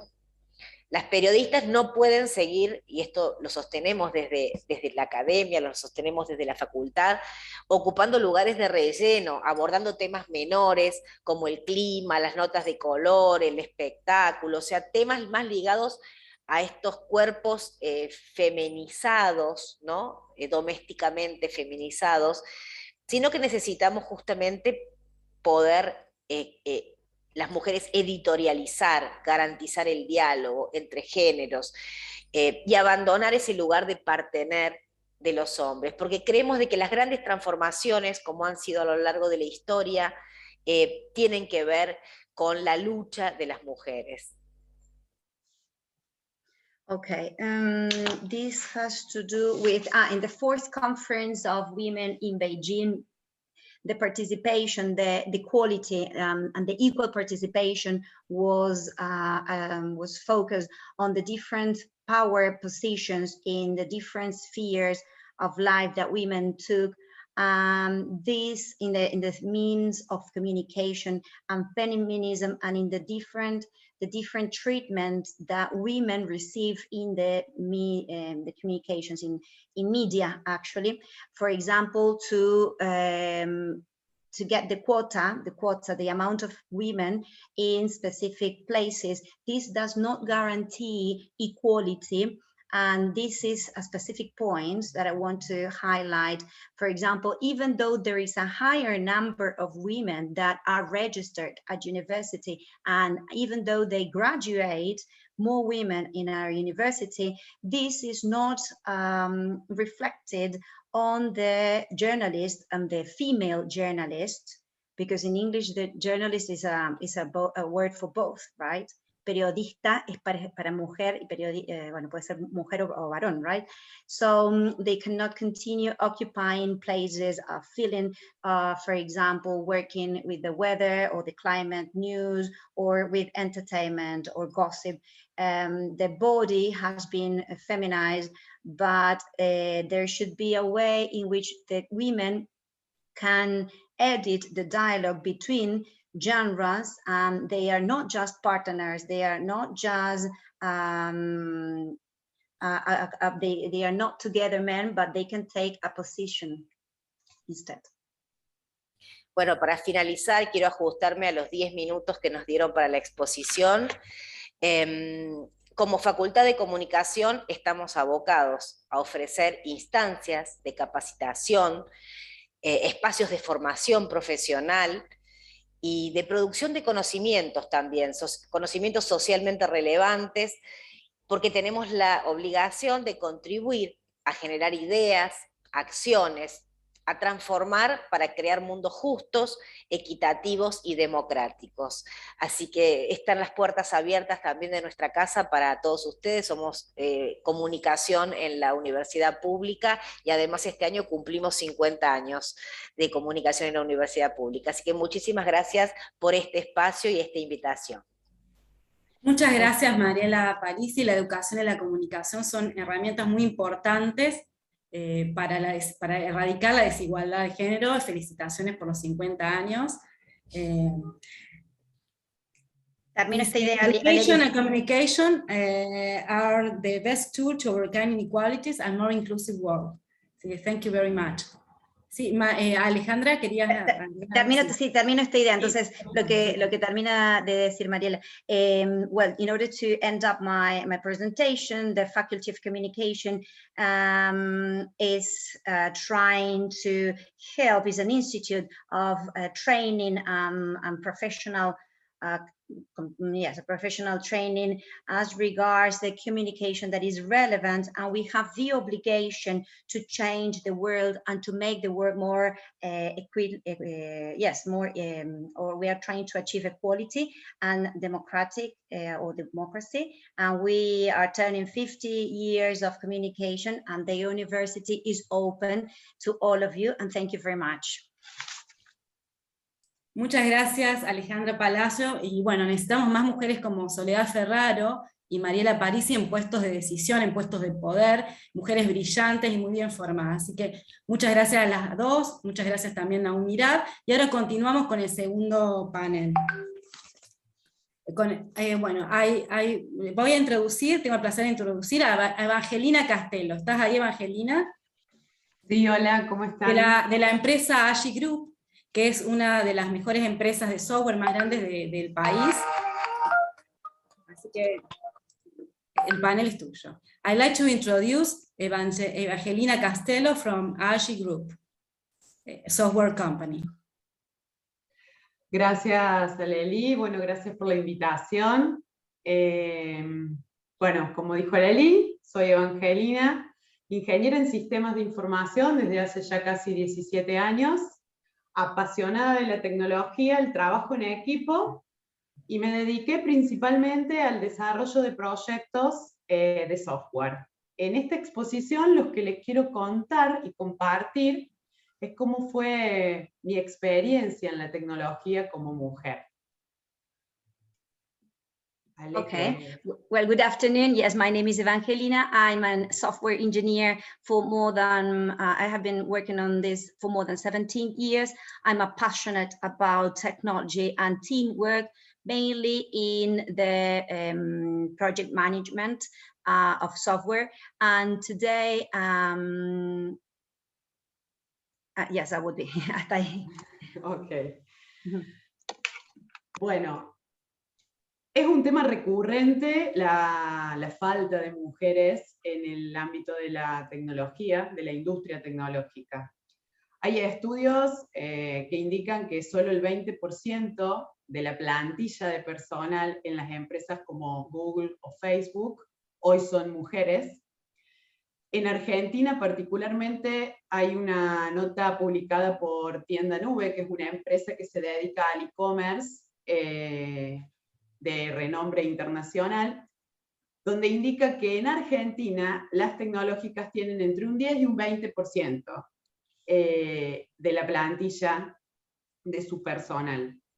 Por ejemplo, Digital House da pautas. Esta empresa se dedica a capacitar, a formar a alumnos en tecnología y da pauta de la evolución de manera lenta, pero, por ejemplo, en el año 2016 tenían un 35% de inscripciones mujeres, alumnas mujeres, y hoy publicaron que en el 2018 ya tenían un 40%. 2 años nos llevó para subir 5 puntitos, pero eso da la pauta de que se está moviendo la situación. Okay, so this has to do, okay, with this is a recurrent topic as regards the number of women and the quota of women occupying posts in different companies, in software companies. For example, 20% of the workforce in the companies are today women in Argentina. For example, Tienda Nube, which is a very well international, very well-known company, had 10-20% of the personal digital house, but in 2016, this was 35% of the inscriptions of women, and then this number raised up to 40% in 2018. So we can see that situation is changing and the number is increasing. En el 2020, como todos sabemos, con la pandemia y el confinamiento, también aparecen diferentes estudios donde la mujer se ve afectada, esto es en general, no solo en tecnología, con el confinamiento, tener que dejar trabajo, tener que dejar estudios, por ende, se ha ralentizado un poco el rol de la mujer en tecnología. Aclaro que por otro lado, es positivo poder trabajar desde casa, ya que las mujeres podemos estar con nuestros hijos, podemos compartir, pero ha sucedido un poco eso. Yes, okay, in 2020, with the pandemic and with the confinement, different studies, different pieces of research have shown that women have been affected by this, especially this confinement at work made it like there was a slow process in the study, for example, or in the role of women in technology. But I want to highlight the positive aspect of the possibility that women can have of working at home remotely, because they can be together with their children, they can be at home. Bien. Hay varias razones por las que es importante que nuestros equipos de trabajo sean de ambos sexos, de ambos géneros. La mujer ayuda a la innovación técnica. Los equipos de trabajo se ha comprobado que son mucho más eficientes a la hora de resolución de problemas, a la hora de crear, la creatividad se empodera bastante, la innovación. La inclusión femenina reduce la desigualdad social. Hoy la industria tecnológica es una de las mejores industrias donde el pago de los sueldos son muy bien remunerados, por ende disminuiría esa brecha que hoy existe. Esta mañana leí una nota en un diario local que todavía existe un 25% de diferencia en la brecha salarial entre mujeres en general, entre mujeres y hombres en general, por supuesto. Y la tecnología incentiva al liderazgo y al pensamiento crítico, por ende el que el equipo sea multidisciplinario de ambos géneros hace que desde la perspectiva de quien está, es mucho más rico aquel software, por ejemplo, que se necesita crear. Okay. Various reasons. There are various reasons for the teams to be mixed or to be made up of male and female. For example, in the problem solving or as regards the creativity and innovation, especially in the technological industry, we can see that there are better opportunities for women. This morning, I was reading an article, a piece of news, that there was a gap, 25% gap, yes, salary gap, and technology helps this, and also leadership, and also this fosters critical thinking in the field of software, for example. Bien. En primera persona, mi experiencia y mi decisión de estudiar ingeniería en sistemas arranca por el año 96, donde era apasionada por los números. Por ende, elegir entre las carreras de ingeniería, la que más sentido me hizo fue ingeniería en sistemas. Había desconocimiento acerca de lo que era realmente. Igual yo me involucré.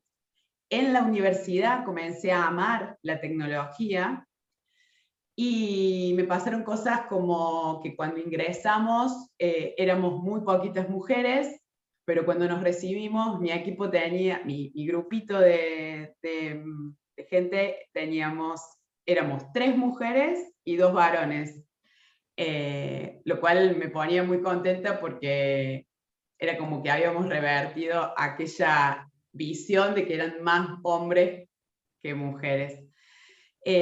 Con respecto al arranque de mi primer empleo, las áreas de tecnología son infinitas.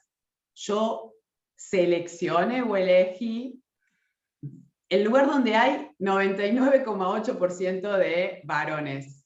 Es la parte más dura, más de hardware, más de infraestructura. Por ende, el desafío era aún mayor, lograr que se escuche mi voz, mi opinión, a la misma altura de todos los que éramos en ese equipo. Creo que fue mi mejor experiencia, porque a la par de ganar la mismísima experiencia de la carrera, también empoderé mi voz de mujer dentro de un grupo de demasiados hombres. Okay. Well, first, let me come back here. Okay. My personal experience actually studying system engineering in 1996. First of all, I have chosen to study this course of studies because I was passionate about numbers. I really like numbers, but we didn't know really what it was, what the study was. So I started getting involved in the course of studies. And then at university, I loved technology, and I realized that very few women were there when we first started our course of studies.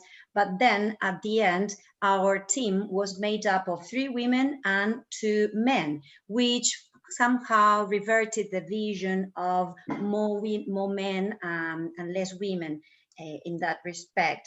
Then the area of a specialization that I have chosen, it has 99% of men, which is a bigger challenge for me to be able to raise my voice and to be empowered and to have my own position and vision there.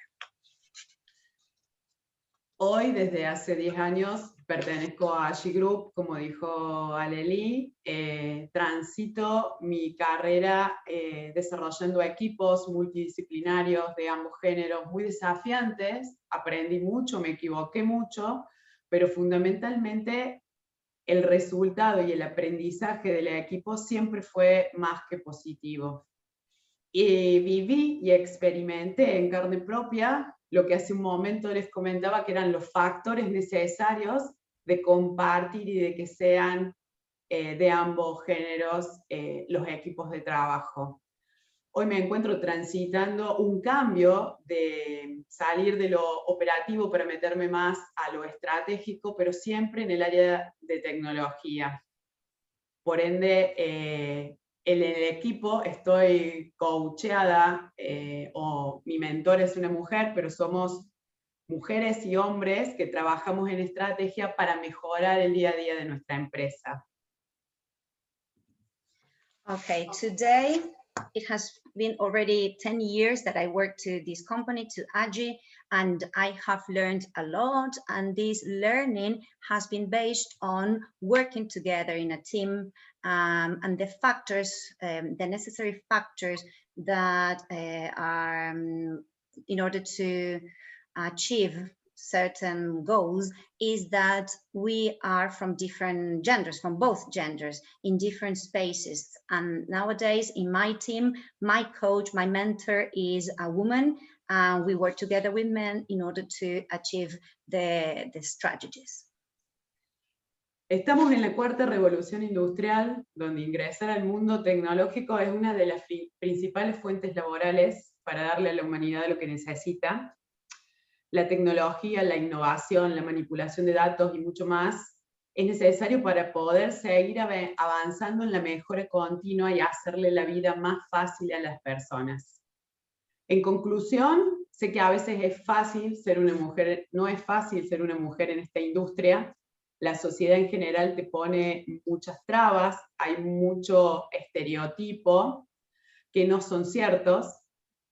Creo que nuestro trabajo como mujeres en sistemas sería desafiar esas creencias que nosotros también podemos lograr. Desde mi propia experiencia puedo decir que a pesar de los obstáculos que tuve, hoy sigo eligiendo la carrera, mi profesión, y la elegiría toda la vida. Creo que un punto muy importante a trabajar y es la comunicación de lo que es tecnología, porque aquellas chicas que quieren comenzar su futuro, a veces hay lugares como yo que vengo del interior de la provincia, no tenemos tanta información, por ende sería sumamente necesario. Creo que estamos yendo en la dirección correcta, muchísimas organizaciones y grupos de mujeres que se dedican a fomentar la tecnología y ayudar a que las mujeres se sumen. Solo me resta decirles que aquellas que recién estén arrancando en tecnología este camino, que por cada persona que le ponga un obstáculo en su camino, seguro van a encontrar una persona que las quiere ayudar. Muchas gracias. Okay, and as well, we are living the fourth industrial revolution, that we are trying to enter this technological world. It's important innovation, the manipulation of data, and the improvement, the constant improvement. And as a conclusion, I'm going to say that it's not easy to be a woman in this industry. There are a lot of stereotypes that may not be true, that we need to deconstruct. And we have challenges, and there is this belief that we are not going to make it. But even though we have a lot of obstacles, I would choose this course of studies again. And communication is important. We need to tell people what technology is. We don't have so much information, but I think that we are going through the right direction, and we need to foster technology. I would like women to start working and studying in this field. And for those who start this course of studies, I would say for each person that you encounter, try to become a better person and to deal with that, so you can become what you want. Thank you very much. Muchas gracias, Evangelina Accastello, por tus inspiradoras palabras. It was great to hear your highlight regarding this matter in software sector.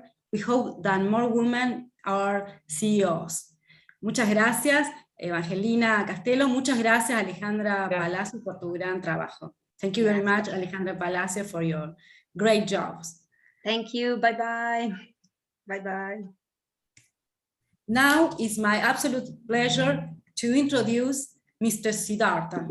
Siddhartha, you be there? I'm there. Yes, that's right. I'm there. Siddhartha is a strategic thinker, earth scientific author, mentor, and head of Transbrahma. He talk about, are women turning sapiosexual? What it is sapiosexual, Siddhartha? Well, thank you, Alelí. Thank you so much. Our regards to Por favor, si pueden silenciar el micrófono, please mute the microphone.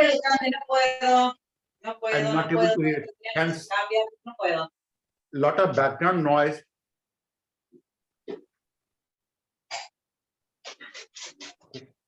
Can I go ahead?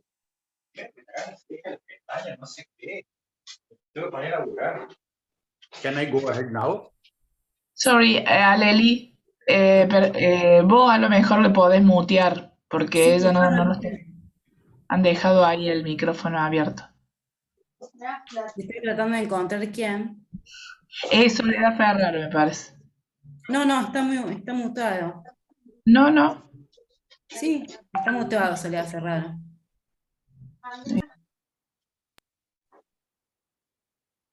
A mí segura. No, ahí está. Mute. Is everything okay, Lily? Sí, it's everything okay now. Can I go ahead? Go ahead, please. Sorry for that. Okay. Well, to begin with, thank you so much for having this congregation. Thank you so much for this rendezvous. Thank you so much, His Excellency, Ambassador of India to Argentina, Sri Dinesh Bhatia ji. And thank you all the panel members, particularly Kanu ji, Rajalashmi ji, Alelí, and of course, all of the illustrious members from Argentina. Well, on a day when we talk about women empowerment and International Women's Day, our focus happens to be on empowerment. Now, in general, although empowerment is an enlargement choice, but it does encompass various forms. For example, economic empowerment is the most thought of and the most followed forms of empowerment, as if one can go on to buy everything, even respect, talent, and vision too. Although money and financial wealth does go on to give some degree of a sense of respect and security. The Western world has known only economic empowerment. It is only in Sanatan that empowerment encompasses psychological, emotional, and spiritual causes. Now, this is because enlargement of choice and exercising that ability of a choice as a means of empowerment has been identified in multitasking, as is evident from the goddesses that we have, Saraswati, Durga, Lakshmi, and almost every day you have a daily practice that have female names. Whether you go on to talk of knowledge, that is Vidya, whether you go on to talk about worshipping, that is going to be Karuna, Puja, everything has a female name. And that is the true sense of empowerment. This is what Dinesh was also saying as well. That is, in Sanatana and in ancient India, this is how exactly it was. So it is also introducing pressure on the resources and managing environment in a sustainable manner that empowerment has been a practice. For example, empowerment has been in the form of polygamy in several regions of Tibet, and wherever the pressure on resources needed to be reduced. So girls were marrying 5 boys, girls were marrying 4 boys. Why? Because that way, the pressure on the resources was well managed. If on the other hand, things would have been very different, like one male was marrying 5 women, then the number of people born would have been very, very high. So empowerment in Western perspective have been different. Empowerment in ecological perspective have been different. Empowerment in a spiritual perspective have been completely different.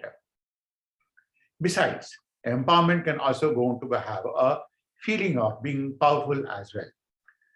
It can be elevation for oneself, but most often it can be playing a real part in making anyone feel beautiful, make anyone feel living a life, taking anyone out of a messy situation.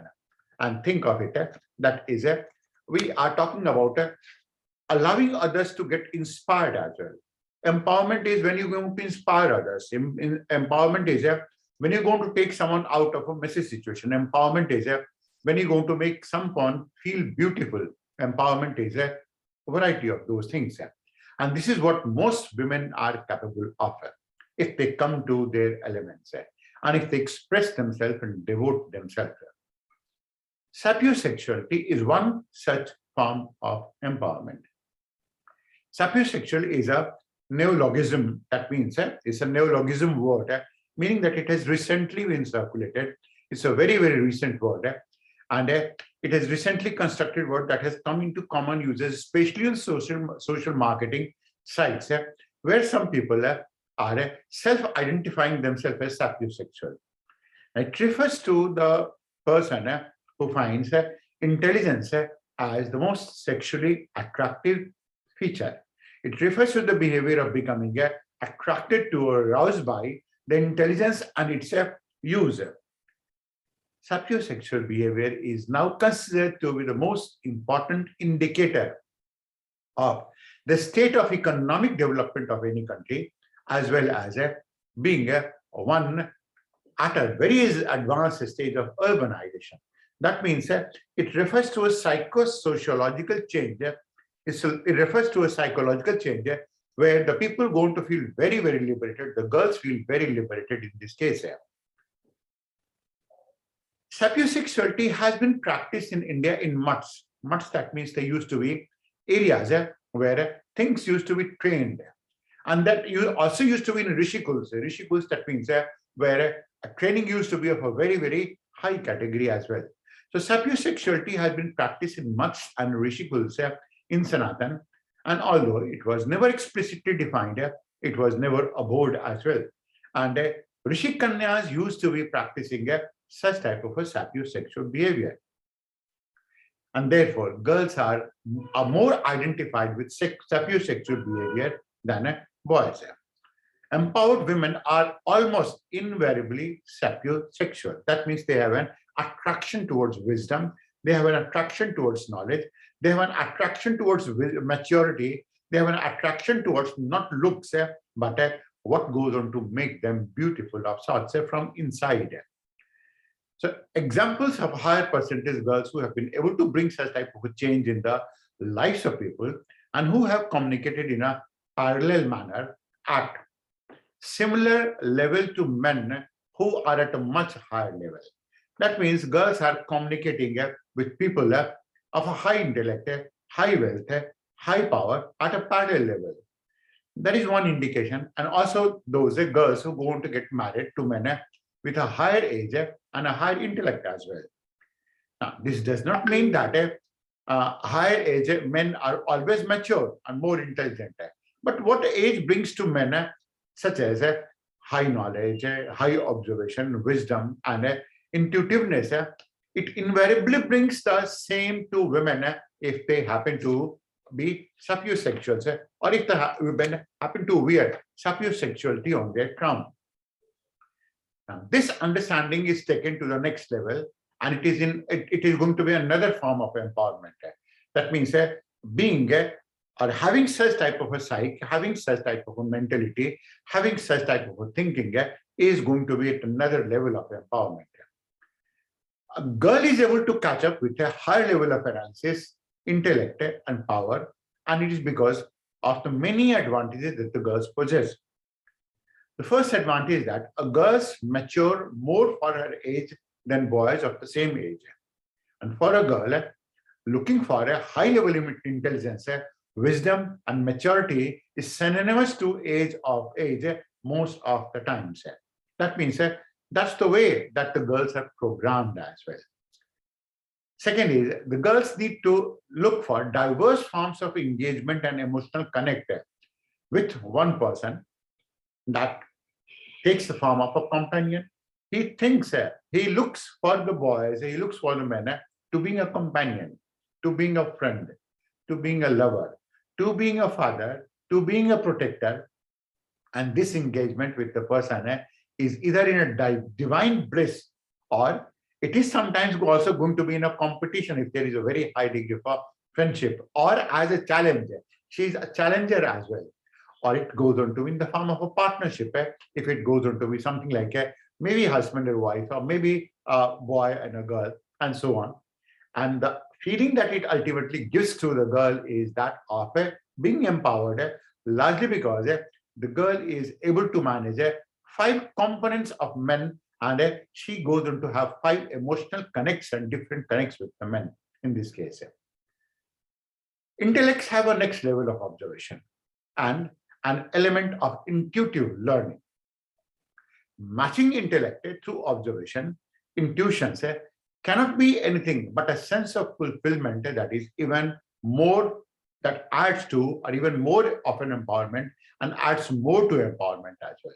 Because when you are an intellectual, you have definitely a very high level of an observation in this case, and girls are programmed in that manner.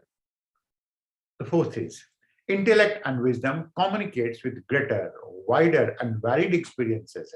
This is largely because anyone having a wisdom, anyone having intellect, they are going to be talking about diverse type of topics, diverse experiences, diverse historical aspects, and all of those things may be revealed subconsciously and hidden expressions and vision. That means a girl, when she is a sapiosexual, she is able to identify all of these traits in a man. And that is where the role of the society goes on to be, that is where the role of the whole of the world goes on to be, because if we allow the girls to follow this type of an intrinsic unspoiled behavior, and that is natural. So by allowing them to remain natural, by uncluttering their mind, is a form of empowerment. You just leave a girl the way she is, rather than influencing and programming her mind to think in the manner that may go on to suit some business house or maybe some political agenda. That is going to be an empowerment for a girl, because such type of a thinking, such type of a form of thinking, concept, idea does not go on to remain naturally. That doesn't go on to exist naturally as well. There are certain inbuilt programs in the female psychology and her neurostructure.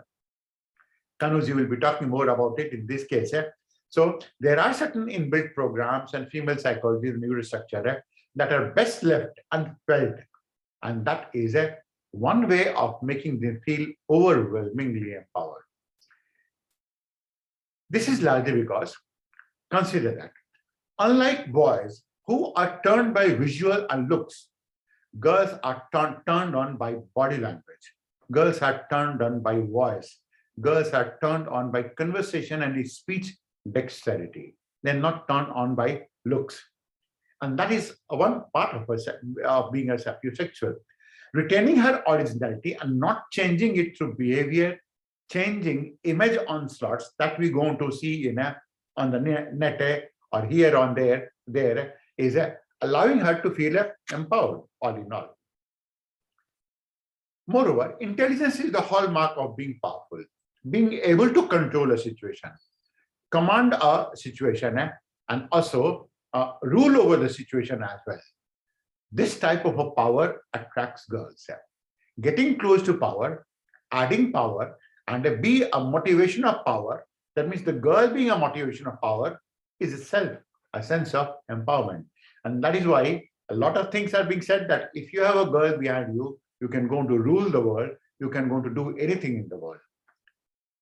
Intelligence also allows a person to have a high degree of adaptability.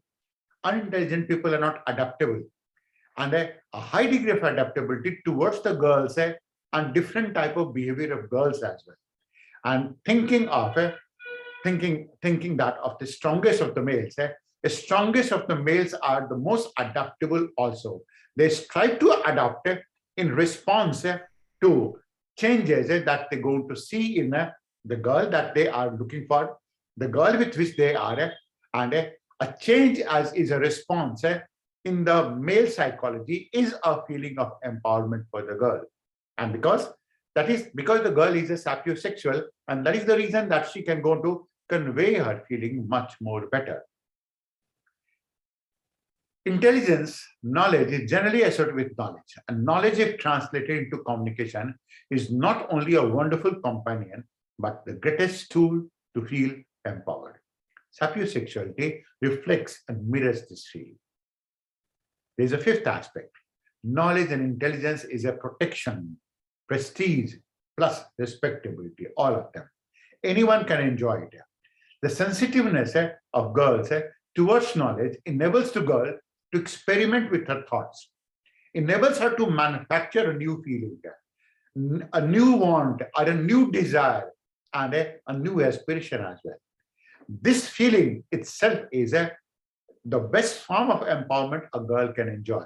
Then she can go on to bring creativity at her best, and she can be infinitely creative in that sense. Intelligence, sensitiveness, and observation, and its concomitant expression by varied means is a sense of independence. It's a powerful feeling. It is again sense of fulfillment, sense of expression, a powerful feeling, that is empowerment.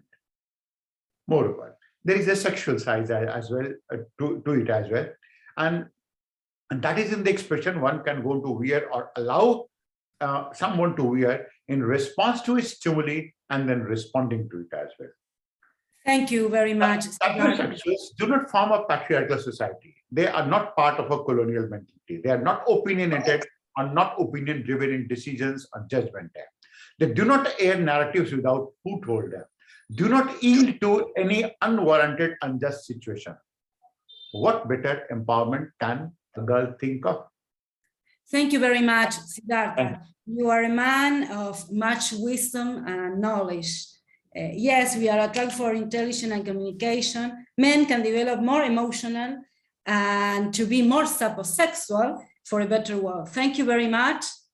Now I can introduce Karina Chattah because he have to return to his work.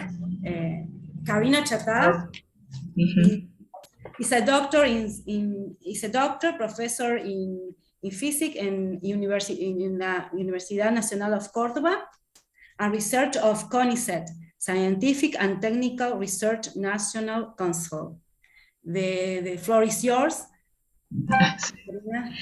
I will talk in English. I hope you understand. And I will do a presentation. Please, I can share the screen. Share, please. Share the presentation, please. Okay. I will. Please tell me if you see. No. Sí. Yeah or not? Perfect, okay. Perfect. We can share. We can see it. Okay. I will tell, hello, thank you very much to Alelí, the organizers, and everybody here, and the people in India especially, for inviting me to tell some words here in this very interesting meeting. I will tell some few words about being a woman and a physicist here in Argentina. In the same line that Evangelina Accastello, some words of her were similar to I will tell today.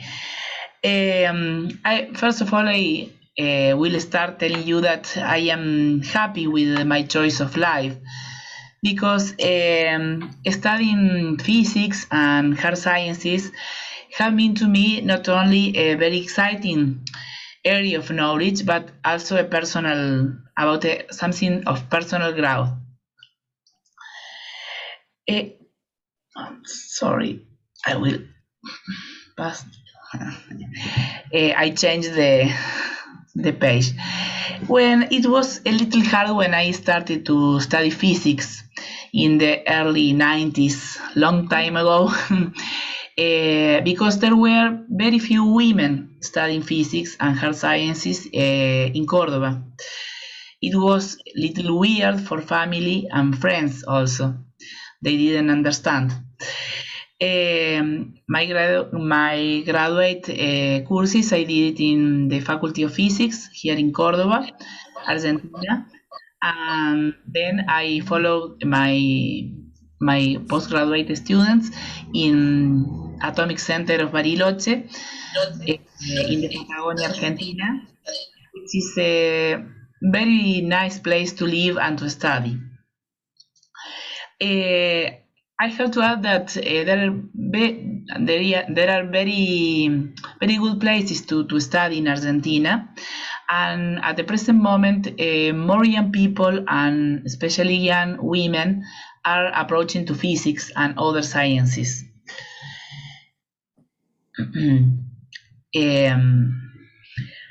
At the present moment, I am a specialist in nuclear magnetic resonance. I am a professor in the University of Córdoba, and also I do research in special topics in the CONICET, the National Council of Research. During all these years, I was able not only to study physics and to do research in these topics, but I could travel, I could visit research centers in Argentina and other parts of the world. I could exchange knowledge, I could give talks, present my work in other parts and conferences. I could do management in the university also, participate in the councils of the universities, and I think that all the experience were very good, very positive. I think that if there were differences in terms of the gender in all these years, they were very subtle. In general, I have had good experience, good jobs in good environments. I could choose my jobs and the topics of study, and I could change the jobs. I think that perhaps at this moment, the change, the sign of this time is that more and more women are in directive positions, are in important positions in the different institutions, mainly in Argentina. For example, I can give you some examples. The dean of the physics faculty is the Faculty of the Physics, Mathematics, Astronomy and Computation here in the University of Córdoba is a woman at the present time, is Patricia Silvetti. Some years ago, the rector, the director of the university was also a woman, Carolina Escoto. The University of Córdoba is one of the biggest in Argentina. The president of the National Atomic Energy Commission is a very important institution in Argentina. It's the institution that manages all the nuclear energy. The CNEA is Adriana Serkis, a young woman. This is at the present moment since the last year. And the National Council of Research, another important institution, public institution in Argentina, which manages the research in different areas of knowledge, is another woman, Ana Maria Franchi. I think that this is the main change of this time. I want also to, besides to be a woman, I am also a mother. Besides to be a physicist, I am also mother, and at the present moment, my children are 3 teenagers. I am in charge of my children, and so I share the time between the work and the family life. And this was more intense, this family life, in the past 2 years, in the year 20 and 21, because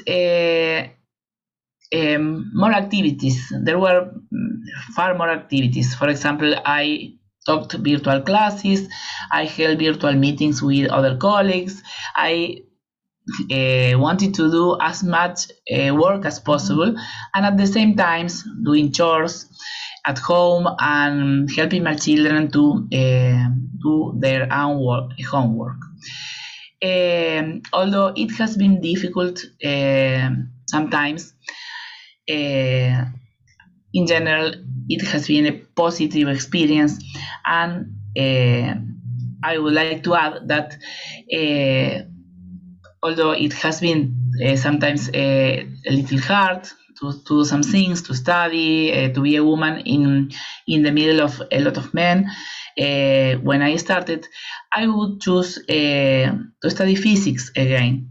And I wanted to finalize these few words, giving motivation for young people and especially young women to study hard sciences, to study physics, because it is a door to other disciplines, fields of knowledge, and allows you to develop yourself in a passionate way also. So I finalize. Thank you very much for your attention, and from here, from Argentina, from Córdoba, Argentina. Few words, 5 minutes. Thank you very much, Karina. Chattah. Your words are amazing. No. We have a very smart and beautiful woman like you. Thank you very much. Thanks, Alelí. Thank you, everybody in the audience. Thank you. Thank you. Bye. Okay.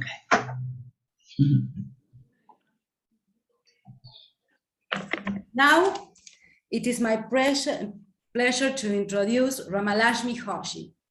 Rajalashmi Joshi is an architect, regional head to Beti Bachao Initiative, political analysis, TV panel.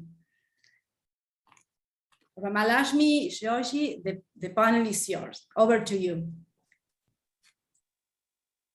A very good morning to all of you in Argentina, and a very good evening to all of us in India. And thank you so much, Alelí, and thank you so much, the organizers of this wonderful, this beautiful event that brings together people from such distant and diverse continents. And thank you so much to the ambassador, His Excellency, Shri Dinesh Bhatia ji, who spoke such wonderful words and who has been such a strong pillar of support and cooperation in all these initiatives and all these events. And myself and Alelí, we have been speaking about some projects that I will speak in the course of this talk. And like His Excellency, Shri Dinesh Bhatia ji spoke, and also like Siddhartha ji spoke, our Indian culture has always been about women empowerment.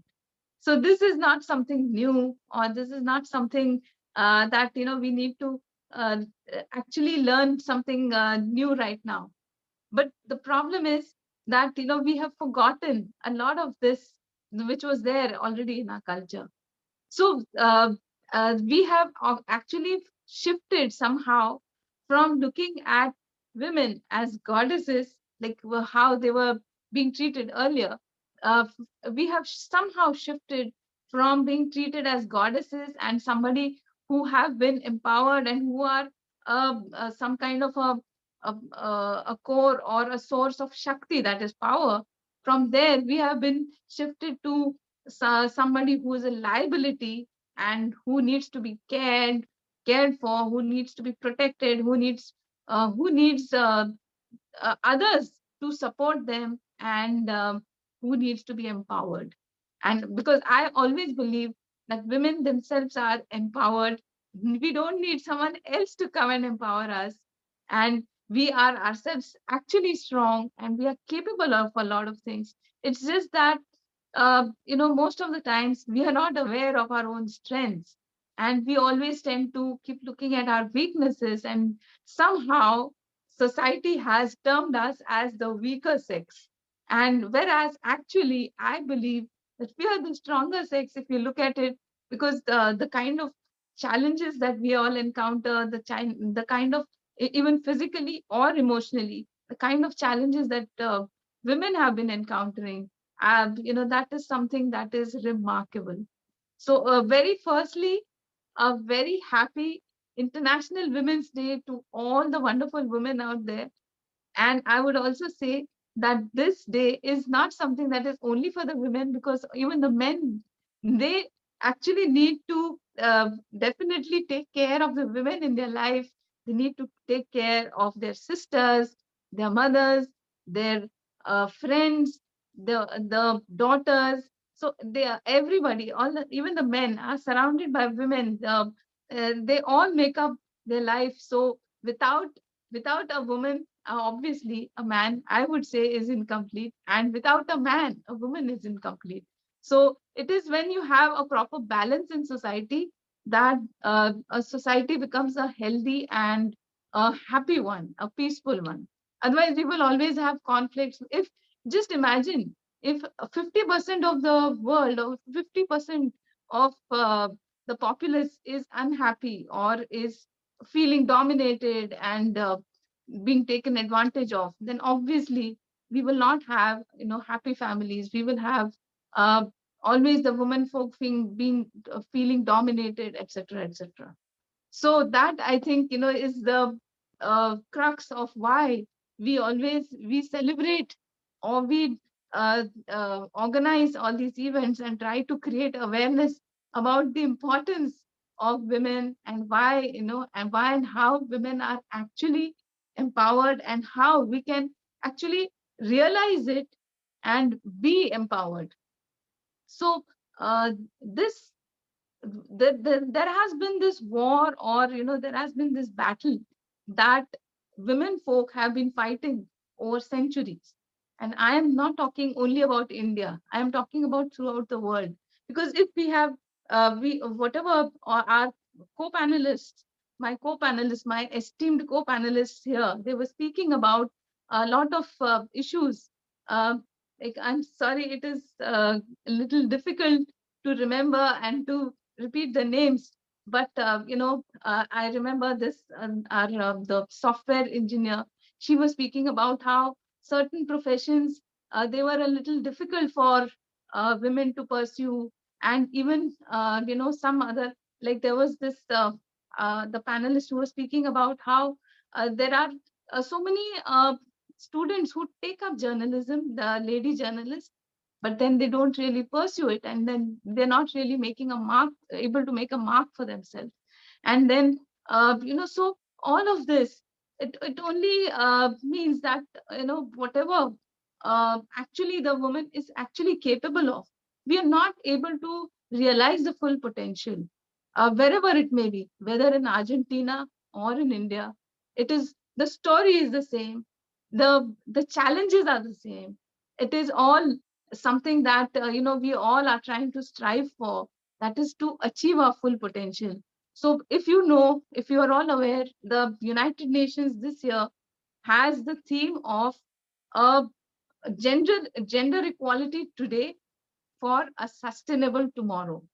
So why are we having something about gender equality in terms of, I mean, with reference to sustainability, is because if you keep out 50% or half of the population of the earth, if you keep them away from positions of power, from realizing their potential, from using their intelligence to be able to come up with wonderful solutions, if you keep them away from all of them by depriving them of their opportunities, by not giving them equal opportunities, then I think we are doing a great disservice to the entire planet, because the entire half of the uh, opportunities are gone from getting very ideal solutions. So that is exactly why the United Nations also wants to break the bias and bring out gender equality.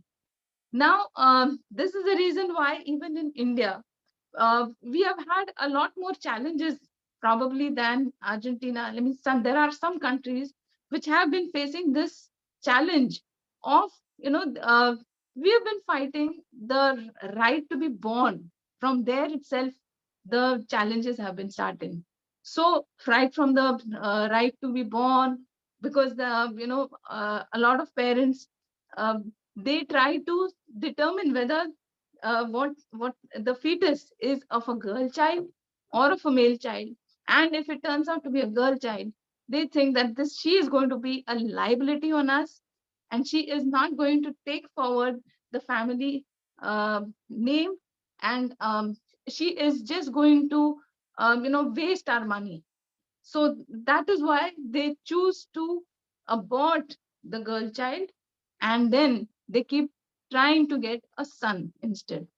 So the initiative of Beti Bachao, Beti Padhao, that His Excellency, the ambassador, also spoke about, is an initiative that I have been associated with, and we have been trying to work on it in two ways. That is, by changing the mindset of the people. That is the first thing, like he also spoke about, because the mindset is such an important part that unless people realize, unless the society realizes that the daughters, the Beti Bachao means protect the daughter, and Beti Padhao means educate the daughter. So unless the society, unless the parents to be, they don't feel that the daughter is going to be an asset and that she is going to be self-sustained and that she is not going to be a liability on the parents and on her husband, or on the male members of the family, till then obviously they will keep looking at her as a liability, and then they will keep trying to get a son instead of a daughter. So this changing the mindset is something that most of us have been trying to create awareness about, and trying to tell everybody that if we educate the girl child well, give her equal opportunities, and then teach her enough skills to be able to become self-sustaining, then she could actually be even the breadwinner of the family. So that has happened in a lot of cases. And the second part of this initiative is actually to educate the girl child, the girls, and then to teach them enough skills. So that has been happening by different ways. That is, there are some schemes where there are some savings accounts in the banks that are opened, and the government also gives a lot of subsidies, and it's a tax-free account that is that only the daughters, only the girls, they can withdraw the money, that too after attaining 18 years of age. So at the time when they need money for their higher education, or for their marriage, or for setting up their business, at that time when they are old enough to decide what to do, then they will have that kind of a money in their hand. So and further, in all government schools, the girls are given free education, at least up to the primary school level. So they are given free education. And then a lot of private schools also have a lot of subsidies for girl students. And that is how we are trying to push the idea of educating the girl child and trying to make her not just aware of how, what her rights are, aware of her potential, but also trying to make her self-sustainable.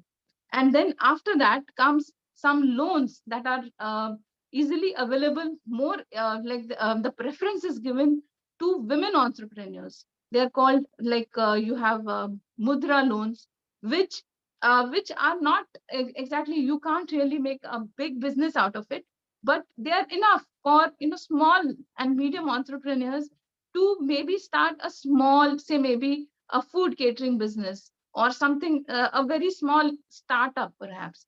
So that actually, that makes the girls, and it makes the young entrepreneurs, or even, of whatever age, it helps them become self-sustaining.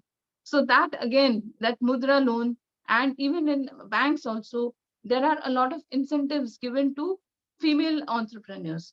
Because this was very important, because there is this bias always in the society that makes people think that if there is a woman entrepreneur, maybe she may not be able to return the loans. So that is the reason why bankers normally used to think that no, we cannot really expect the woman to return the loan.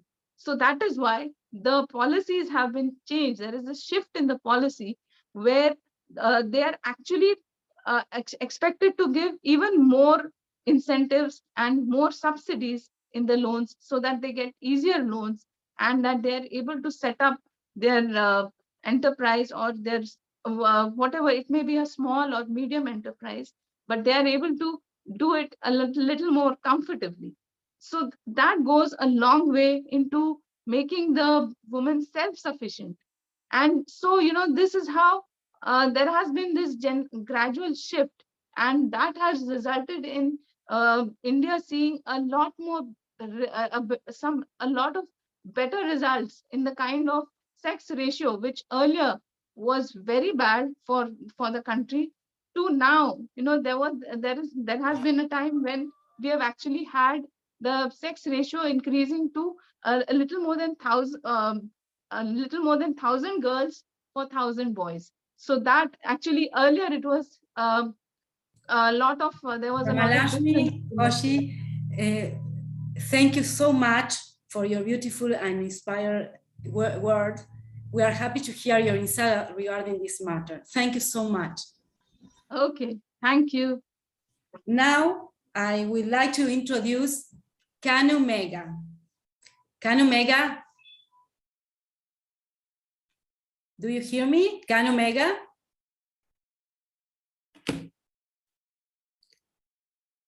Sorry, I looking for she, for her.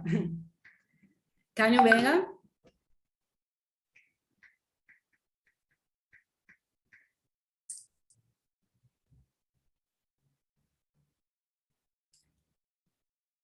One minute. Kanu Megha. Kanu Megha is working as assistant professor in the School of Life Science Manipur Academy of Higher Education, Dubai campus. She is a neuroscientific researcher. Over to you, Kanu Megha. Yeah, I'm so sorry. Actually, my son came in between. Yeah, thank you, Alelí. And very good morning to respected chief guest, His Excellency Shri Dinesh Bhatia ji, and speakers from Argentina and India. And wish you all a very happy Women's Day. I hope I'm audible, right?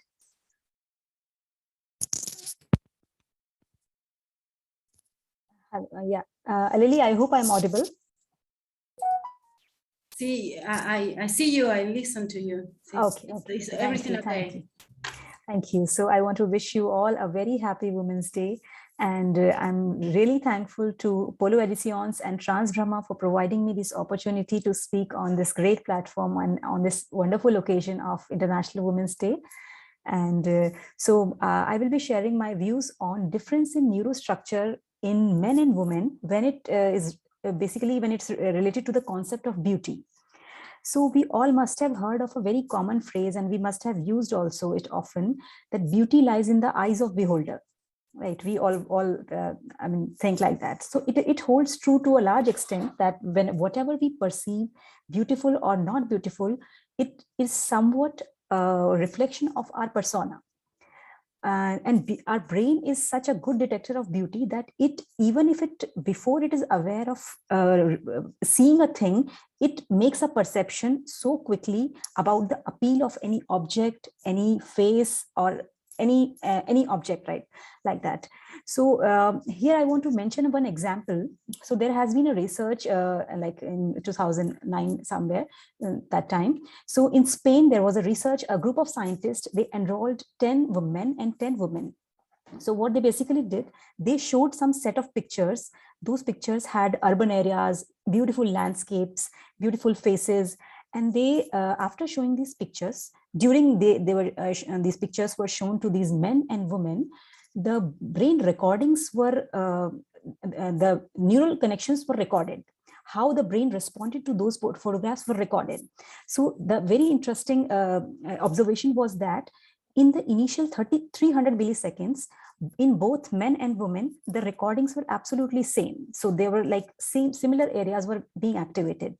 But in the later part of the study recordings, like 300 to 700 milliseconds, what they observed that in case of men, and women, basically the areas which are responsible for the space recognition, like whatever it is a space, that whatever space it is occupying, visual perception, whatever you are looking, so your brain will respond to that. So those areas were activated basically.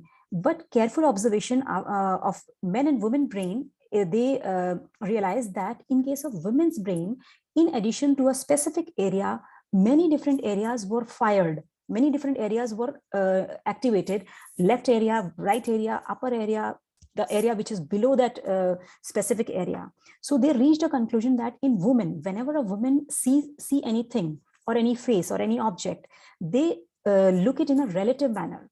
Whereas when a man perceives anything, any object or any face, they look it in a very abstract manner, in only a spatial like a kind of orientation. So they reached a conclusion that in case of women, it is a very holistic approach whenever we perceive anything.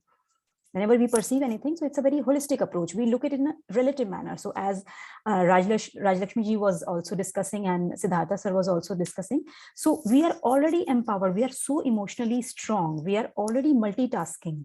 We are so empathetic. So only the thing is that we have forgotten those things, and we are limited by the societal pressures and kind of conditioning which we have been raised with, and others, with what others are putting limitations on us. So we have forgotten that we have been, like in Sanatana Dharma, we already have given a very superior place, and we are already empowered, be it your education, wisdom, wealth, anywhere.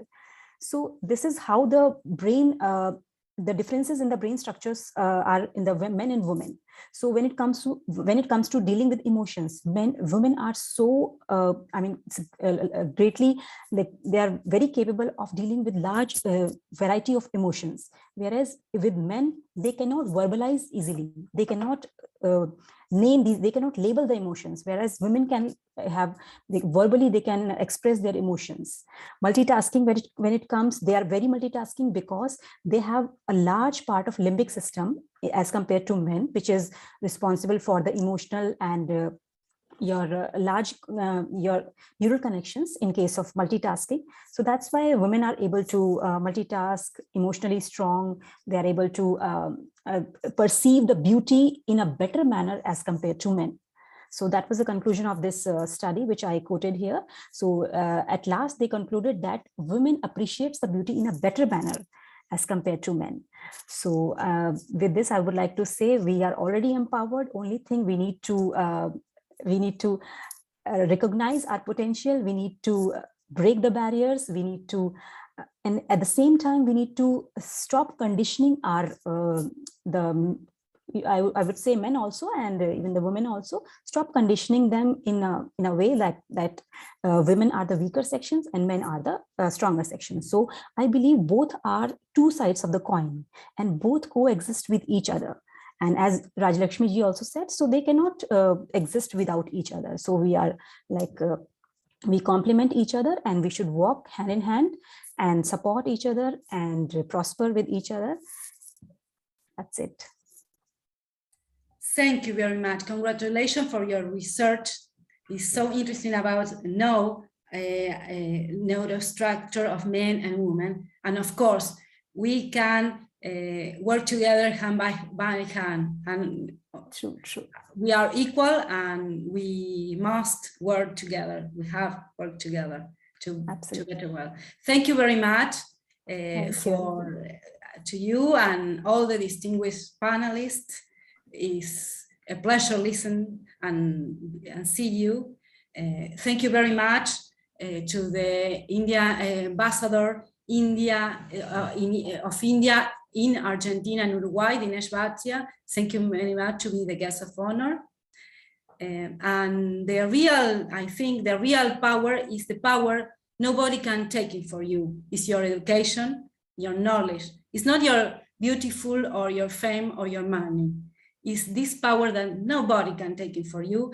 And when a woman reach your goals, worked for achieve your dreams, and the most of all, I think, is the power to help others and serve others and share the knowledge to others.